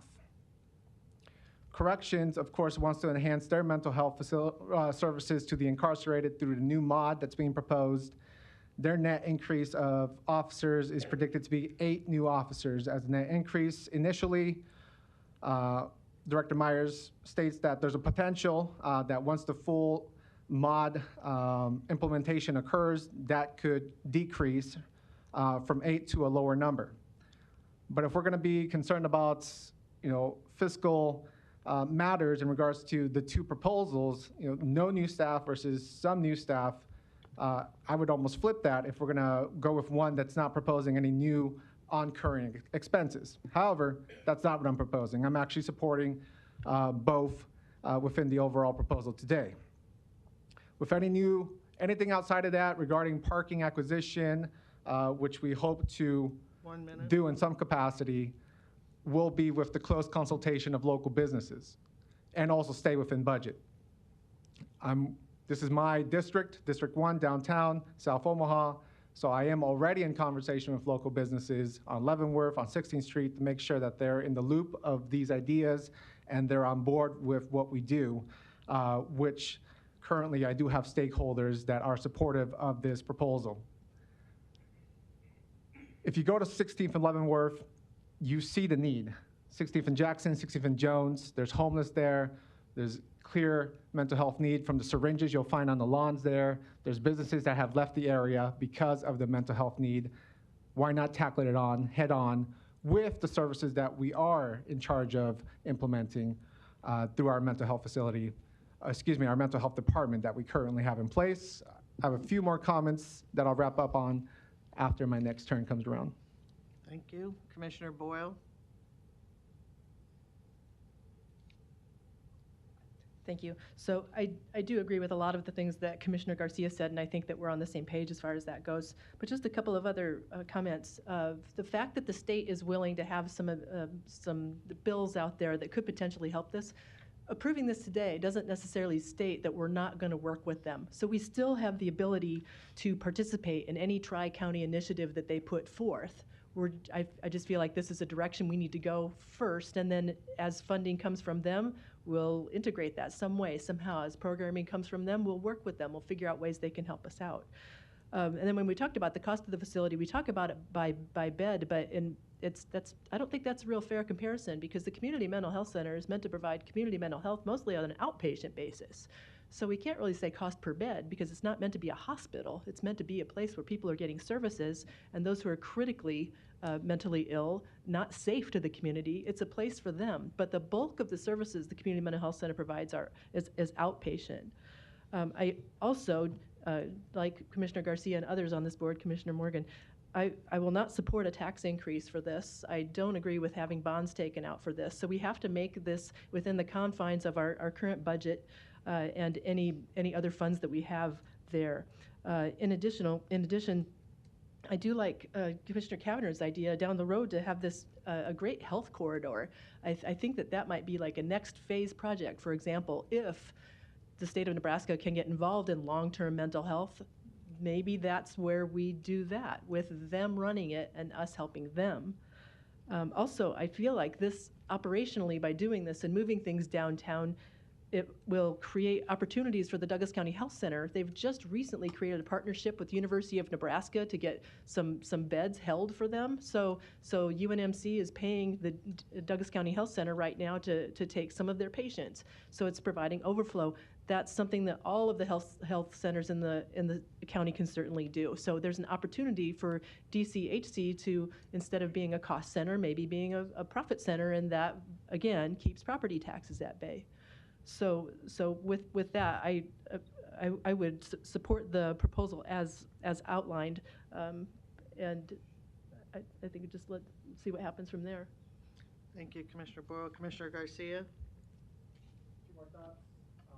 This proposed new center would be at the epicenter of a lot of need, as I was saying, if you spend time on 16th Street between Leavenworth and Jackson. It's also just slightly south of the Sienna Francis House, slightly west of Open Door Mission, and then north of the Stevens Center. So if you want to tackle mental health straight on, we will definitely be doing that in this placement, geographically speaking. Aside from that, I do take some issue if I am accused of not having people in mind when I vote on these matters and consider options for mental health services in general and what we do as a county. I take issue with that because, well, for one, nobody knows each other's personal stories for the most part. For me personally, my oldest brother, Andy, struggled with mental health and substance abuse from teenage years to young adulthood into his mid-40s. And where is he now? He's dead. And he died 2 years ago. Never got the substance abuse and mental health services that he needed. Never. And that breaks my heart that he never had a chance to break that cycle. Never. And being able to take him to a facility like this with open access, clear, abundant, there for you, and especially in a place that's most in need in our city, I do support that. I have other family members who are currently in their teenage years, who are direct in my core family, that are currently at a residential treatment center for mental health issues. Mental health is a big part of my family. It's a big part of a lot of people's families. We can all cite family members and close friends that are going through mental health issues or have gone through them. So please know that I do have people in mind when I make these decisions or at least debate them. I also am not a stranger to the mental health field, having worked at Boys Town where I implemented cognitive behavioral interventions, especially with youth in the juvenile justice system, having studied psychology and the post-secondary collegiate level, and having worked in other offices as well that deal with mental health. So it's not just somebody who has no idea what they're talking about. It's not somebody that's a puppet being told what to do by other people, as some have alluded to. Some say this is another real estate grab. What real estate? The bus station where the new facility would go is our real estate. It's currently our property. There's no real estate grab there. There's no developers telling me what to do or how to vote. I haven't spoke to one single developer in this community about this proposal. And I don't care to, because the constituents that I represent, I'll definitely listen to them. And the people I have to debate this with, I'll definitely listen to them. That's who I'm interested in talking to about this proposal and have been talking to for 1 year and 5 months at this point. So yes, I agree with what Commissioner Boyer was alluding to. And even Commissioner Friend and others, there's possibilities for partnership. Just because we set a certain direction today doesn't mean we can't partner with the state, private partners, other public partners, on building a better ecosystem of mental health in our community. We all have a sliver of that ecosystem, but we all don't take full responsibility for the full ecosystem. If the state wants to step up with more long-term residential care and mental health, that's their jurisdiction. That's what they have money for. Let's talk about that. Let's expand it. There's a regional center in Lincoln. Some say we should have one in Omaha. Let's talk about that. How can we expand long-term care in our community? But that's not the county's jurisdiction. Nobody's giving us money to do that. And just because, again, we set this direction today in any certain shape doesn't mean we can't talk to UNMC or Nebraska Medicine or CHI or Community Alliance. We can still talk to them. There's opportunities. If at the health center on 42nd and Center, the 5th floor becomes vacant, what can we do to work with a partnership to do something on that 5th floor? There's already, as mentioned, the health center recently engaged in a partnership with Nebraska Medicine to provide 10 beds on the 1st floor. And they're what I thought, things that have been stated by proponents and opponents. But particularly, the one thing I agree the most is that the county faces a problem of services. The county needs to step up and provide mental health services that there's a gap of service. So we do have medical facilities around the county, and they're just not doing the job that these folks need that have mental health problems, to the point that they're having crises, that they're being criminally involved. And that's where I came from was that the corrections has inmates that are suffering from mental illness, and at the same time, you have what I call bona fide clients of the county who are suffering from mental illness, which are poor people, people with behavioral issues that can't maintain their day-to-day lives. So when you have those, when you co-locate these two facilities, I think you're gonna provide a progressive services, different services.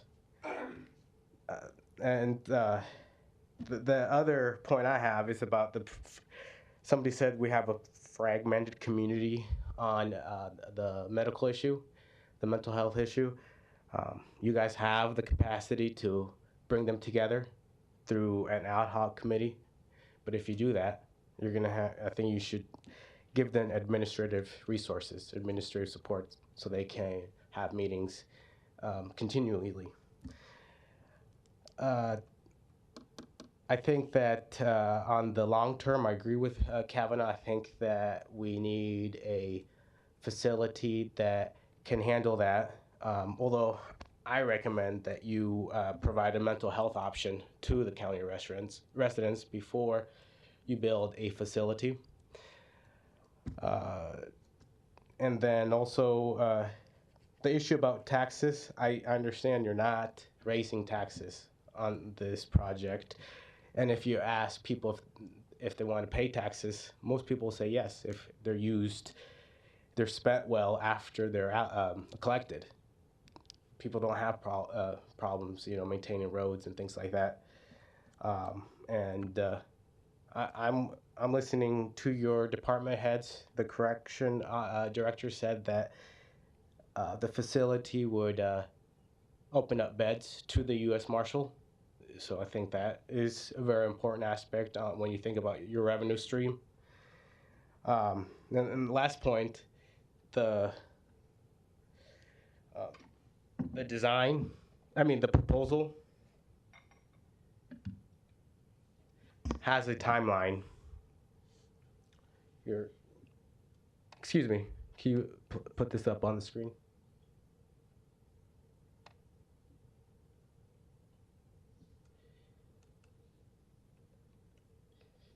Of what the project timeline would be, and there is 11 months for design, and I think a lot of concerns can be addressed during design. 11 months, and in that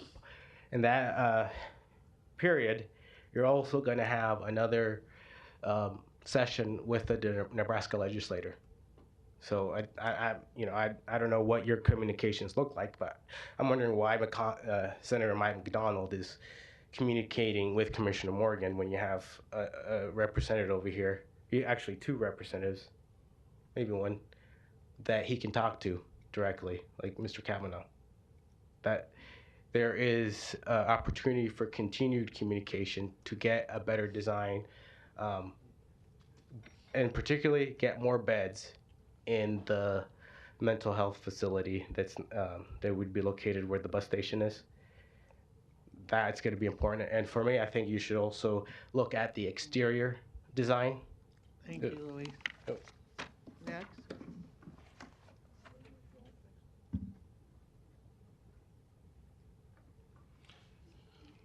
My name is Tim Heller. I live at 2110 South 35th Street in Omaha, District 1. First and foremost, let me thank you for attempting to tackle this essential community need. More beds are desperately needed. Most of my remarks were prepared before the debate today, just to give you a heads up. I'm the father of a young man with schizophrenia. I've been navigating the unmitigated dumpster fire that is Nebraska calls a mental health system for several years. Commissioner Garcia, I don't want my son to end up like your brother, but I fear he's on that track. That's why I'm here. I deal with this daily. I do a lot of research to better advocate for my son. I know the issues. I know the problems. I see the gaps. I watch people fall through them. I speak with agencies and nonprofits on a regular basis.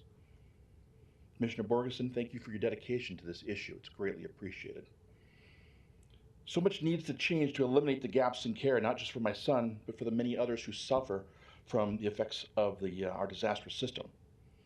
I have been personally inside every mental health care facility in Douglas County and many others in neighboring communities. And while I have not been inside the jail, I can only imagine that an upgrade is essential. Build that, okay?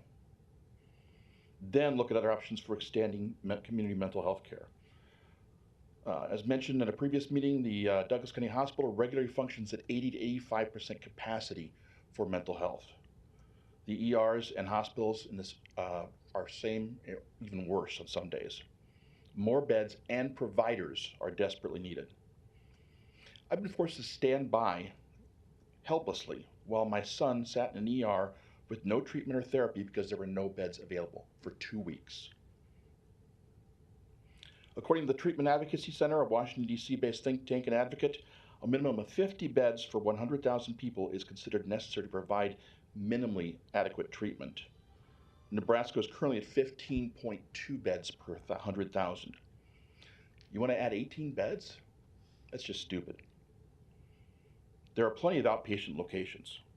According to the law, this is your responsibility, and there's no doubt the state shares it.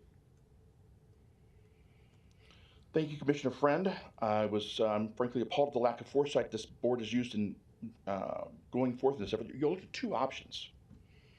Commissioner Cavanaugh, thank you for looking beyond those two options. I acknowledge already the restrictions that there are time constraints on the ARPA funds. I think we have to deal with that. But please open your eyes, take off the blinders. Apologies to the Commissioner with his current eyesight issues there. But there are ample opportunities for partnerships that would enable the board to expand a facility beyond 18 beds. The general public for the general public, allowing you to easily get around the IMD exclusion that Commissioner Boyle mentioned. Commissioner Morgan, thank you for your fiscal common sense. I appreciate that. Partnerships will not only save money, but they can open up the project to other funding sources. I've been a public official. I sought out those opportunities. There's a need well beyond 18 beds, and at this cost, this is madness. $1 million per bed is insanity. Those of you old enough to remember the late Democratic Senator William Proxmire from Wisconsin will recall his Golden Fleece Award given to public officials for wasteful spending. Congratulations, if you approve this at $1 million per bed, you win the award. Next.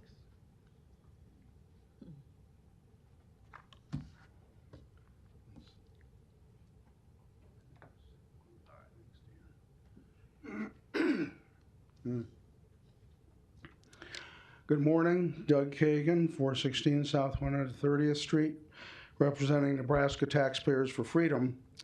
Understanding the need for a facility, nevertheless, today we voice our opposition to this resolution.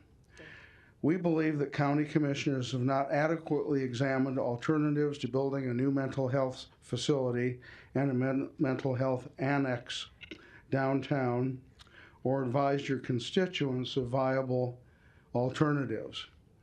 Yes, you can utilize initial funding through federal pandemic funds and the County Reserve Fund, but you will need additional ongoing funding to operate, maintain, and staff these facilities.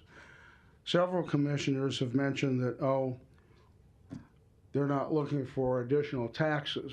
Yet several weeks ago, NTF testified on a bill in the state legislature emanating from the county in which you requested a 1/2 cent sales tax to fund a mental health facility.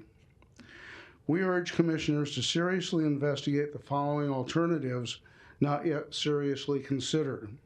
1, cooperating with UNMC for a facility. 2, partnering with a private institution for a facility. Or 3, soliciting neighboring counties to join in building a regional facility. All these alternatives we believe would save county taxpayers money. We see poor strategic planning by this board. Prudent planning beginning a few years ago would have made apparent the future need for a new juvenile detention facility, new mental health facility, and additional space now required for expanded county judicial offices. This board did an amazing job in renovating the West Maple Road campus for current and future county offices, which did save taxpayer dollars. Taxpayers count on you to perform your fiscal duties similarly in this instance. Therefore, we urge commissioners today to table this resolution pending examination of alternatives. Thank you. Thank you. Anyone else?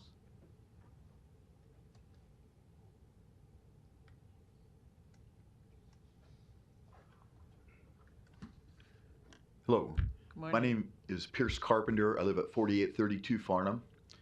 I like to think I'm representing taxpayers. I know all of you are aware of this, but I'm just going to repeat it. I mean, we need to spend as little money as possible. The government, and we have the highest some of the highest property taxes in the nation. The federal government is $32 trillion in debt. The dollar is losing its status as a reserve currency. Inflation over the last 2 years was 25%.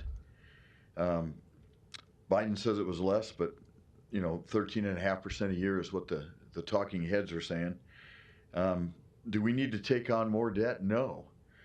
The mental health is actually a state responsibility. I understand, and I didn't until I got down here, that we have responsibility for mental health of prisoners. But, this ARPA money isn't free money. I mean, that comes from somewhere. It'll show up as more inflation.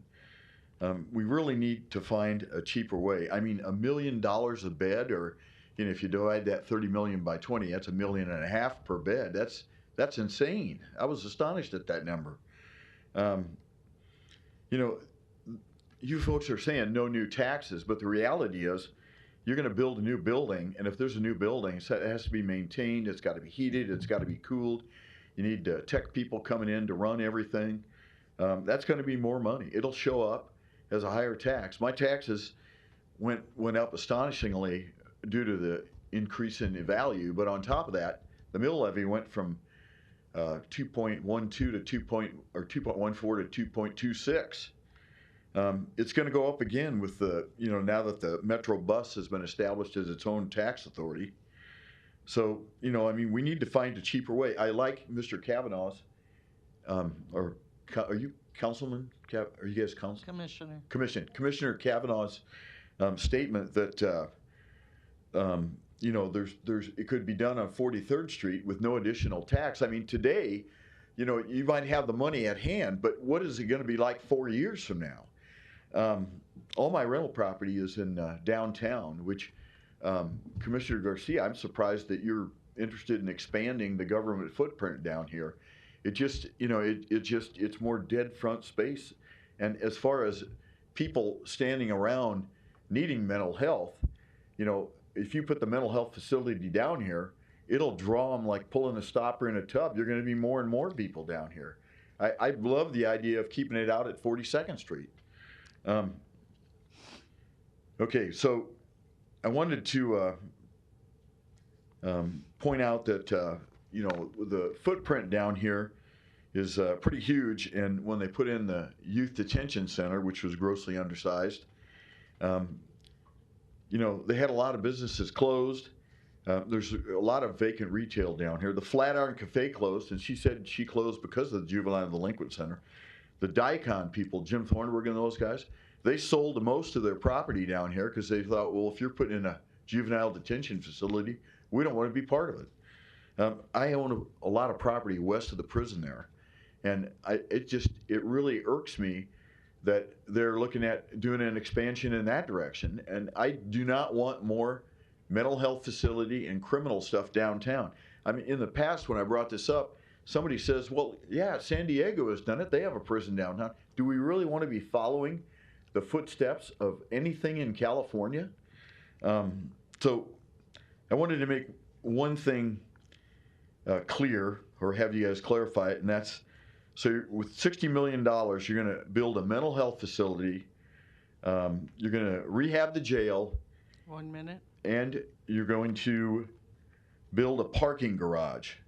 I mean, how many parking places are in that parking garage? What? I'd like those numbers better defined. Overall, I would like to see this whole project tabled and have more work done, and hopefully Mr. Kavanaugh's solution will come forward. That's all I have, if anybody has any questions. Thank you. Thank you. Anyone else?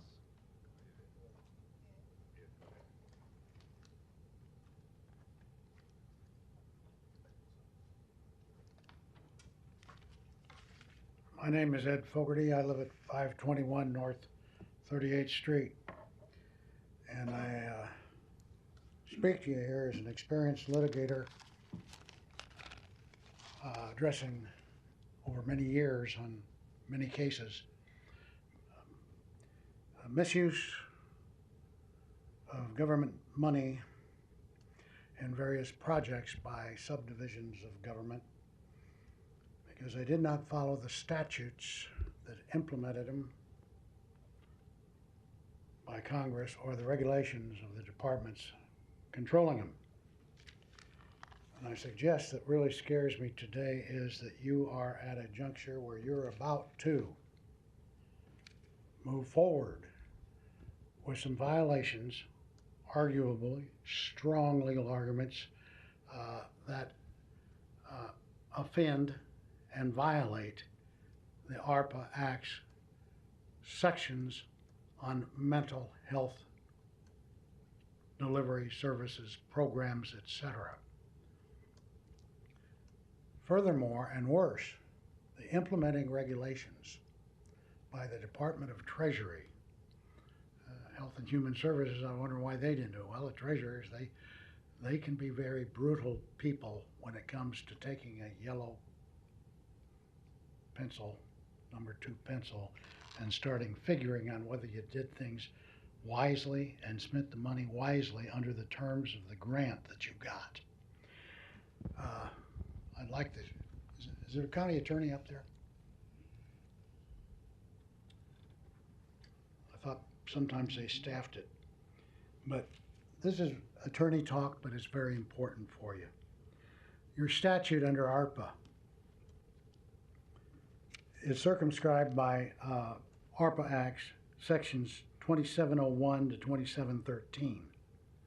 It covers delivery of services, programmatic things, hands-on help to the people that are suffering, improvement of the workforce in mental health, and a number of other things. In those 13 sections, not one word is talked about new construction, acquiring land,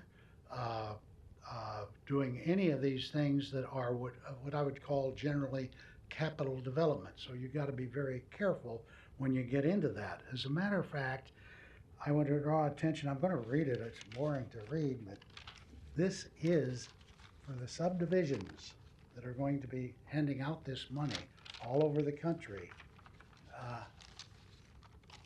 your powers. 2706, the foundation of what we're doing here. Funding for local mental health needs.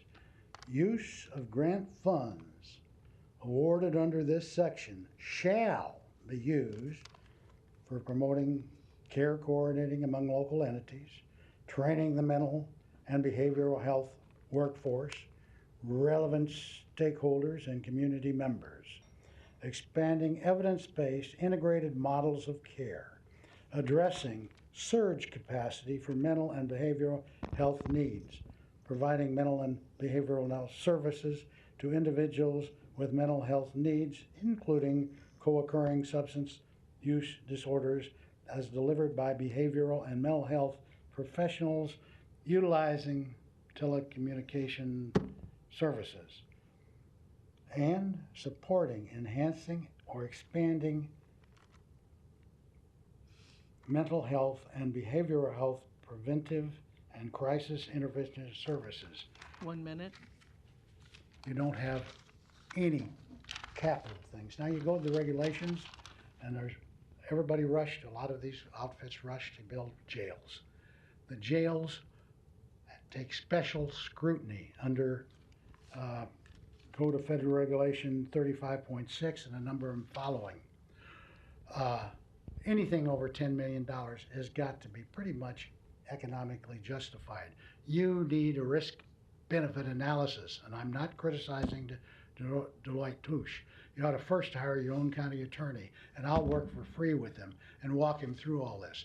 You're likely to be stuck 2 years from now with a lot of building in some auditor from the Treasury Department, or some federal judge, or worse, the Inspector General, who is now being brought in by ACLU in 7 different states, 15 different states, on just Thank this you. item. Time. Thank you. Clawback. Thank you. You'll be paying the money back. Clawback. Remember, Thank you, clawback. sir. Your time is up. Thank you. Next.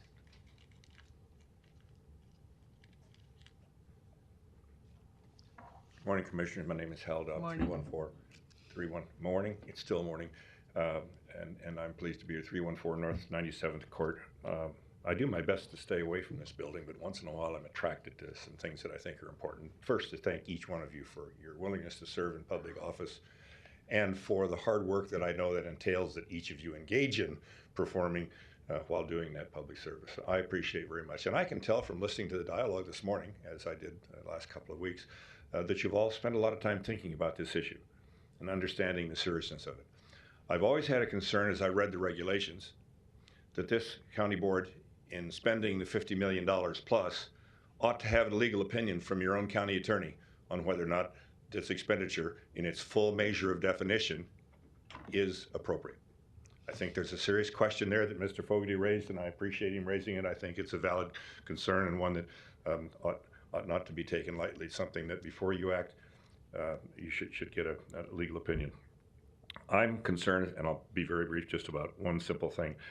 When you have an opportunity to spend taxpayers' money, you ought to have a comparative way of making a judgment. Doesn't seem to me yet, from everything I've read, that you've looked carefully at comparative options and alternatives.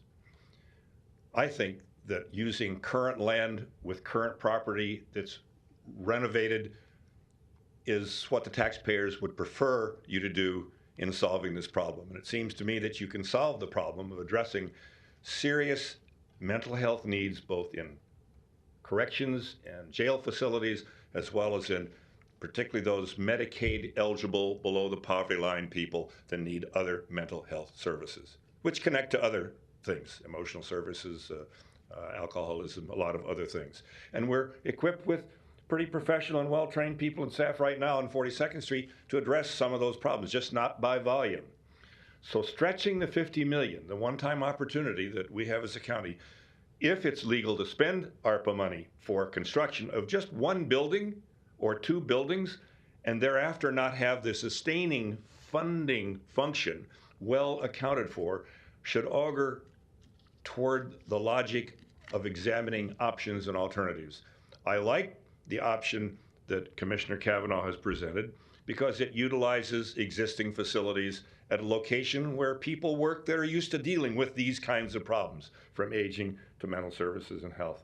I think that's a real opportunity. And the collaboration in Omaha with about 30 other organizations that I can name for you, having spent 4 decades of my life in public policy and healthcare, they exist.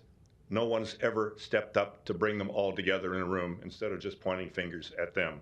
So I would urge you to, if not table today, then at least consider the option of bifurcating your motion today to move forward should you feel it's legally appropriate to spend ARPA money for a building in the first place without it being totally almost 90% service delivery as opposed to arguing that the services are delivered through the building. That does not work in the logic of the regulation if you read the plain meaning of the words that have been published.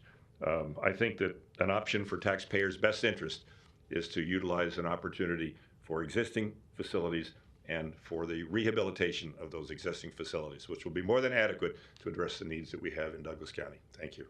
Thank you. Anyone else?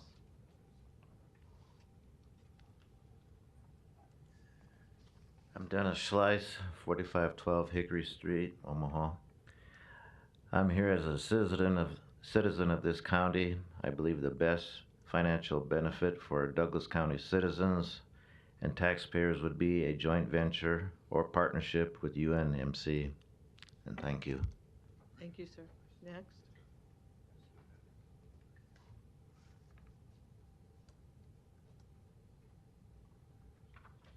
Larry Store, 5015 Lafayette Avenue, Omaha, 68132. I'm sitting on the side of the room with Commissioner Kavanaugh and Mr. Kagan, Mr. Pierce Carpenter, former mayor. This needs to be stopped. You can't cure mental illness with a checklist of symptoms. And you can't throw money that we maybe don't have. We don't know how many other people are running to steal the ARPA money. It's going to run dry before long. Then what are you going to do when you have to remodel these buildings again or build something else? We should never have blown up all those big warehouse buildings downtown. But we didn't get to vote on that either. And the citizens won't get to vote on this. It won't be long before the university is clear up to 42nd and Center Street. And there's already across there at the old shopping center a lot of social service stopovers for people that need services. We can take the Orbit buses and transport them across the street over to that building, or some of the other smaller buses. There's lots of ways to get around this besides another complex down here. I mean, how many buildings now you're going to be bigger than NMC pretty soon. And you'll have skywalks so that people can't see somebody in shackles, or can't see him with an orange suit on, or can't see him with a mental health coat on. That's enough of that. I want to tell you a story, personal story. Very similar to a story in the Reader magazine. January issue. Mental illness. Series of 3 stories they did on disinvestment. All about social equity, but mental illness also. That's a story about a grandmother. Now, I don't know if she had full custody of their grandson or what, but I have a grandson with a very similar story here. I was never asked or allowed to have custody or to spill the beans on what was in that article. I don't know where the reader gets their information. They must have talked to some of you folks, I guess, but we never hear it here. But my grandson has a mental illness that's related to a deformity in the brain. There are no health professionals around Omaha, Nebraska since he was little that ever wanted to really discuss it with me. I went to some conferences. I met the real Rain Man. I had a private supper discussion with him and his father. He asked me where I was from. I said, Omaha. He read 2 pages at a time. He started quoting all the name of the streets of Omaha to me. But that's a different kind of a mental illness, but it falls in that range, as does autism. Missing the corpus callosum causes differences in the brain. You can't diagnose some of that stuff on a checklist. And this is what every social service worker I've ever been to with him, trying to help him, has always used some kind of a checklist. But they never actually wanted, yeah, I'm there, I'm present, I was allowed to go, but I was never really part of the process because they didn't want to hear it. They had their own best practices in mind, or somebody up in Minneapolis. Best practice. Oh, it seems to fit that item number 10, so we're going to use this theory. Stop building buildings and stealing taxpayers' dollars to try and solve problems that maybe you can't solve. It needs it needs a fuller discussion of mental illness and what it is or is not, and what you can or cannot solve. Protection of the public is the primary issue here, and not the theft of their taxpayer dollars. Thank you. Anyone else?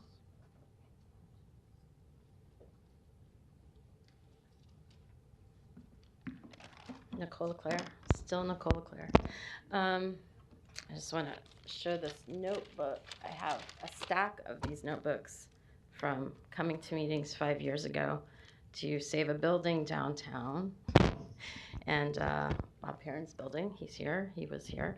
And it's still standing, and we are still coming to meetings. Bob Perrin's even here today, and this doesn't necessarily have to do with his building, but we are still coming because I'm grateful how much I've learned, but I take no pleasure in coming here, actually, and doing this regularly. I appreciate Tim's personal stories, Commissioner Garcia's personal stories, Larry's personal story. We all, like Commissioner Garcia said, have personal stories of family members or friends or maybe ourselves with mental health issues and struggling.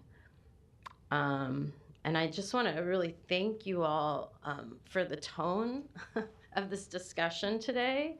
It's not always here, but I feel my heart actually relaxing slightly after 5 years of this. I feel hopeful maybe, I don't know why, but there's a little bit of softening here that I feel like you're actually trying to listen to each other and listen to us up here. So thank you so much for that. Appreciate the questions and the conversations, and I encourage you to continue to do that. At the April 4th, room 903 meeting on the mental health facility, it was discussed some other cities and locations doing a similar plan. Nashville, Lubbock, Texas, Boston, Rapid City, South Dakota.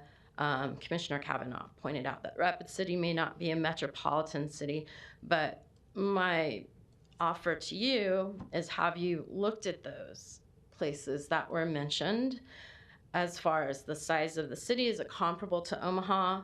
The cost of what they're doing, their programs, what are they? How was it received by the public? What is their success? Because that seems just kind of basic to, as we keep talking about other places doing such a great job. Well, let's look at that and see how they're doing it and see if it's similar to what you're doing or different.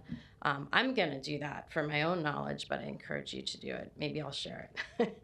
But how much is this new building for 16 beds downtown going to cost?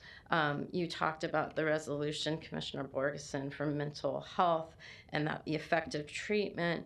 And I'm not sure having a building for the public still on the campus of the jail is going to be effective treatment for people. I think it could be very discouraging as those are so connected.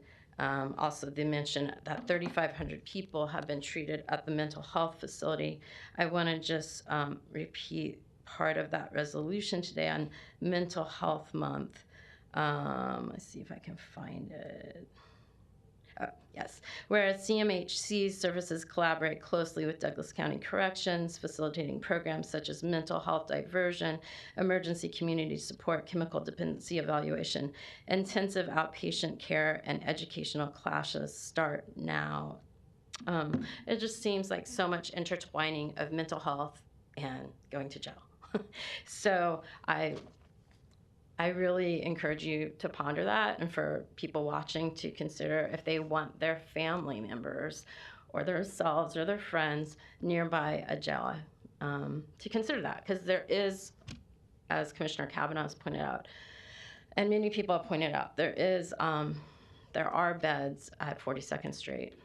As far as Commissioner Boyle saying there were droves at those town halls, I went to 3 of 4 in person. Not droves. There were people there.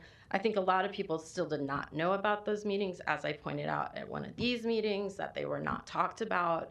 I showed the flyer so people knew about those meetings. It wasn't my meeting that I planned, but it wasn't being talked about. At the last meeting, in fact, I've pointed out before, there were only 13 people there when you subtract all of you and the media, et cetera, and the high school students. Again, 75 beds for inmates. Did you say 1 minute? Yeah. Okay. 75 beds for inmates, 16 for the rest of us. We have a better chance of receiving treatment if we are arrested. Concern about long-term residential being institutional. What is more institutional than being incarcerated? I saw the open bed layout at that April 4th meeting. Again, look at those meetings upstairs. They're really interesting. I'm not sure if that's conducive to helping people with mental health issues to be in a room with everybody else with mental health issues and no walls. That's very concerning. And it's often brought up to go to Lincoln. I want to hear about that. You know, I hear this over and over. We need to go to Lincoln. I'd be willing to go. I'm sure there's a group of citizens that would be willing to go to talk to senators about that. And I thank you for finally letting Commissioner Kavanaugh present his. I think it's been a little bit of a struggle, and I think it's really important that he finally was able to just have 10 minutes. Thank you. Next.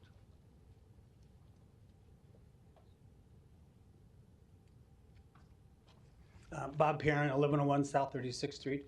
I'm an architect, and in my 50 years of practice, I've always given my clients at least 3 options to choose from before they select their final answer. And that's what I was so glad to see Commissioner Kavanaugh's proposal today, because he's starting to in the direction that we all need to go, and that's preservation of our resources and adapting climate change and using what we have instead of trying to build new all the time. We have bricks, we have mortar, we have steel, we have roofing materials, we have all kinds of things within our means. We don't have to build something new and let something else be disposed of or not used. I did have the opportunity to tour the Douglas County Jail completely, and we found that there were over 196 beds available. There are 4 pods that are completely empty at the moment and not being used. We could certainly use those pods for some of our mental illness downtown, for some of those particular patients. The 42nd Street Juvenile Detention Facility has over 200 beds. We could be using that facility for long-term mental health care. So thank God we're paying attention to short-term and to long-term, and we're taking care of the repeat offenders that come into the jails that have big mental health problems. That 42nd Street proposal develops that health corridor that we've kind of talked about between the Veterans Administration and UNMC. It gives us the opportunity to develop something to serve the entire community in one spot, and it has value, and it needs to be studied. We need to have a clear-cut answer whether that's of any value or whether some value or no value whatsoever before we just jump off and build a new building. Just building new buildings don't necessarily solve problems all the time. I think the 42nd Street proposal, thank God, let's take some time and look at it. I looked at the timeline. We're looking at about 30 months completely. If that's the proposal that we accept, in 30 months everything would be completely done. We already own the land, we own most of the resources, it's just reallocation of what we have. The architect deserves a chance to have an estimate put to it, because normally rehabbing is much less expensive than building new, and oftentimes we get better results when we do that. That's why we have an old market, that's why we have several buildings that are rehabbed. So I think the 42nd Street proposal deserves some attention. It seems to me, looking at it architecturally, it's the right position, it's the right facility, it's the right time, it's the right use of our funds at the moment. So, thanks. Thank you. Anyone else?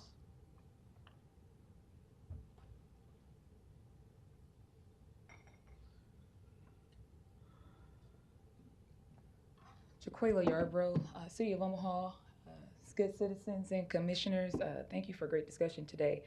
What I'd like to hear more about are services. I always start with something my grandpa taught me a long time ago, and I used to ask for money. And he said, what would you do if you didn't have it? And I always start there. What is it that we can do? I think we can get a firm plan in place, and then the money allows us to make the enhancements where they are absolutely necessary. I think with like Commissioner Kavanaugh's plan, it's at least a start to look at other alternatives to make use of the space that we already have.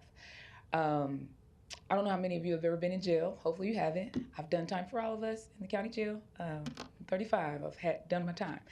But if you do not come in with a mental illness, you will likely leave with some type of mental health crisis. The county, just by nature, it's the county. It's detainment for people who have perhaps committed crimes.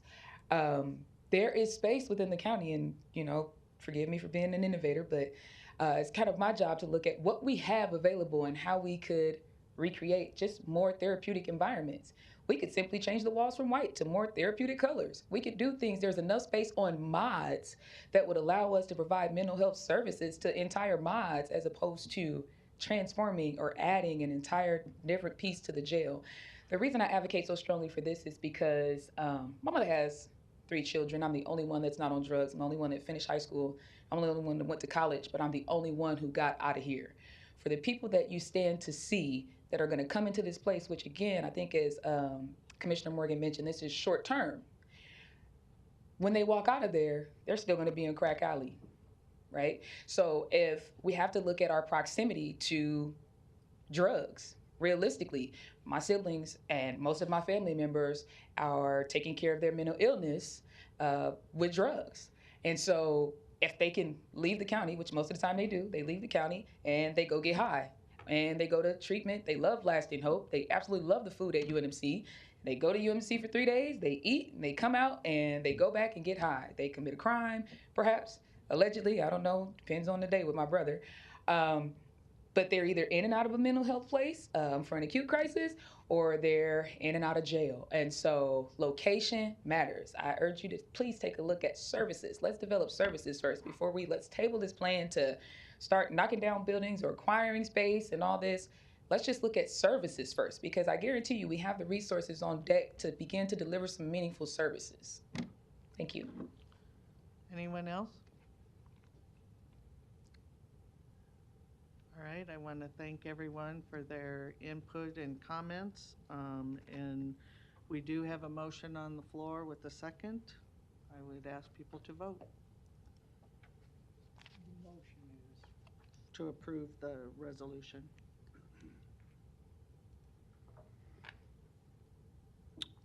Okay.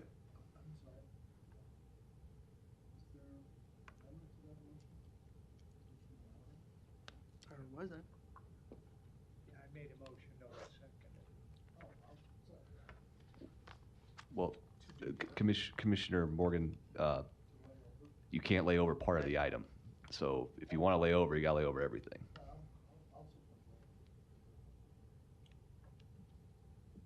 I'd make a motion to lay it over the entire resolution.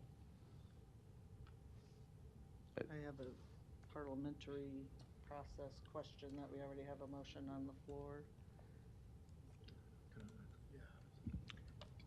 Are you asking to, you're asking to postpone or postpone indefinitely? That's what you're asking, or postpone it? I'm asking. Or table it? That's because layovers, I'm just saying if you want to be formal, that's what you're asking to postpone it to another date. Is that what you're asking? Yeah, I'd ask for a 2-week delay. So you could ask to table it for 2 weeks? That, Yeah. okay. That would be fair. Can you do that when there's a motion on the table? You can, it's like an amendment. Say we've done it before. Well, You got options. You could postpone and send it back to committee. You can postpone and table it. Table it if you want to wait for 2 weeks. I mean, layover, when we've done layovers, there hasn't been any opposition. It's been unanimous. I mean, technically, layover is not a deal, but if you want to table it for 2 weeks, that would probably be the appropriate thing. I'd prefer to have it delayed for 2 weeks so we can try to firm up that $60 million number and have some meetings about that publicly to discuss that and what it's going to cost to get to where we can be certain of our numbers as far as the cost.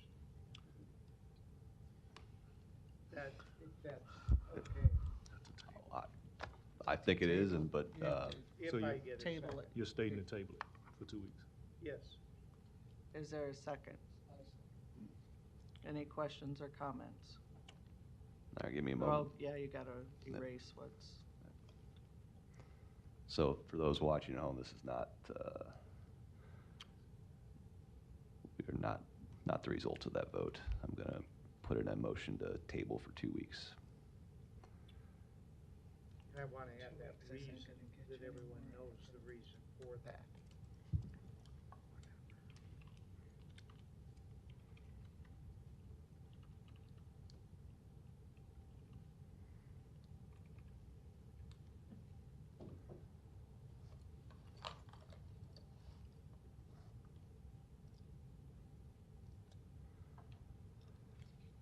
Okay, so, Madam Chair, when you're ready, I will conduct the vote for Yep, the go table of the ahead. item for 2 weeks. Okay, thank you, Commissioners. Mhm.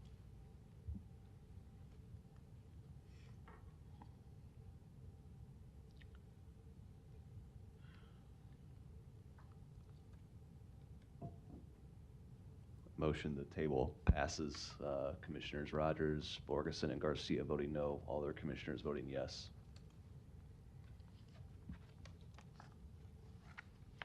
Can I make a comment? Yes, Commissioner Morgan. I'd like to make certain that we have some meetings with Senator McDonald for one, and also with Al, who's given us the estimate when we can. And I know that would have to be public if there's more than 3 of us there. But I'd be glad to start to have those comments and initiate some of that, you know, with a couple other commissioners, and then we talk about it.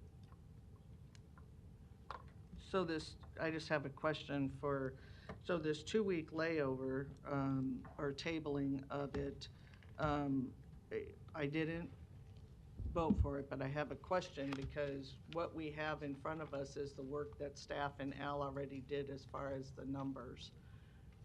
As far as conversation with the state, there's absolutely no way that's gonna get done in 2 weeks because of them being in session. And so I just lay that out there, so, because we're being we're kind of, I don't know the word, it's not a reasonable timeline for those things to occur within that 2-week period. And because we've done this work in public, all the meetings will continue to be in public. And so, again, 2 weeks probably won't get us a whole lot more than from where we are today. Okay? Well, I'm With gonna, that, and I respect your comments totally.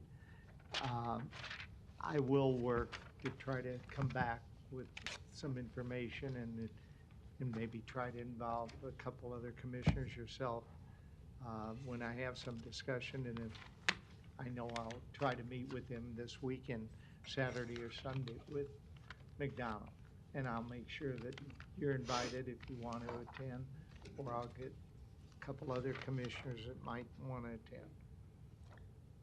with that, there is no other, oh yes, Human Resources, the weekly personnel report from Civil Service as presented, and then legislative issues.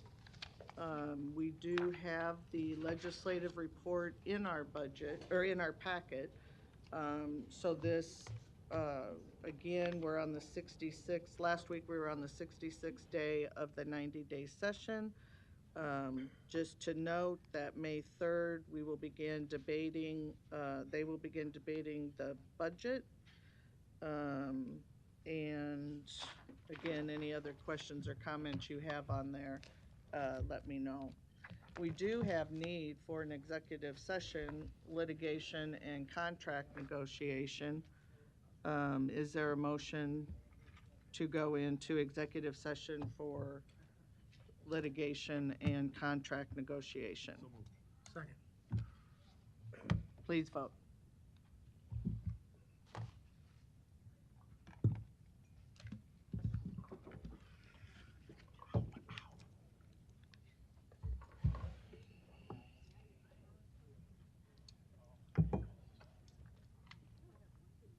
Motion passes 7-0.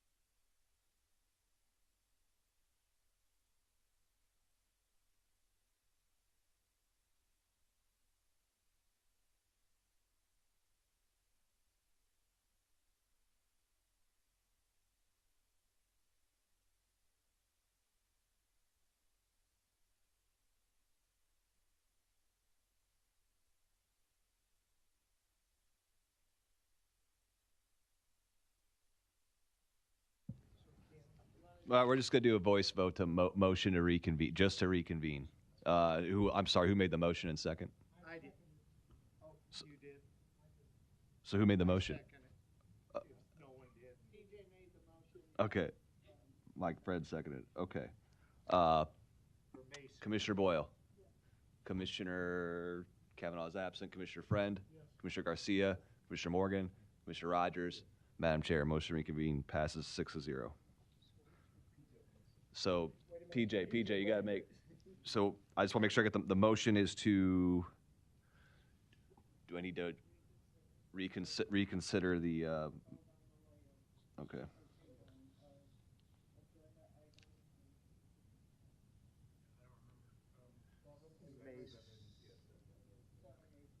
Okay. So there's a motion by Commissioner Morgan. Is there a second? Second by Commissioner Friend. Commissioner Boyle. Commissioner Kavanaugh is absent. Commissioner Friend. Commissioner Garcia. Commissioner Morgan. Yes. Commissioner Rogers. Madam Chair.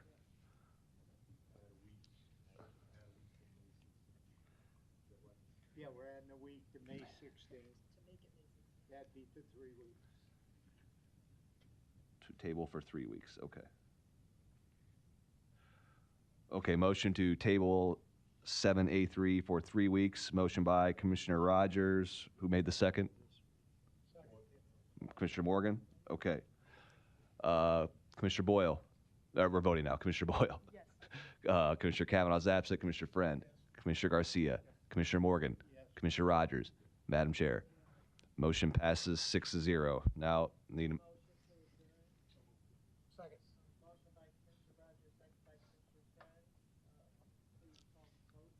All right, everyone voting yes?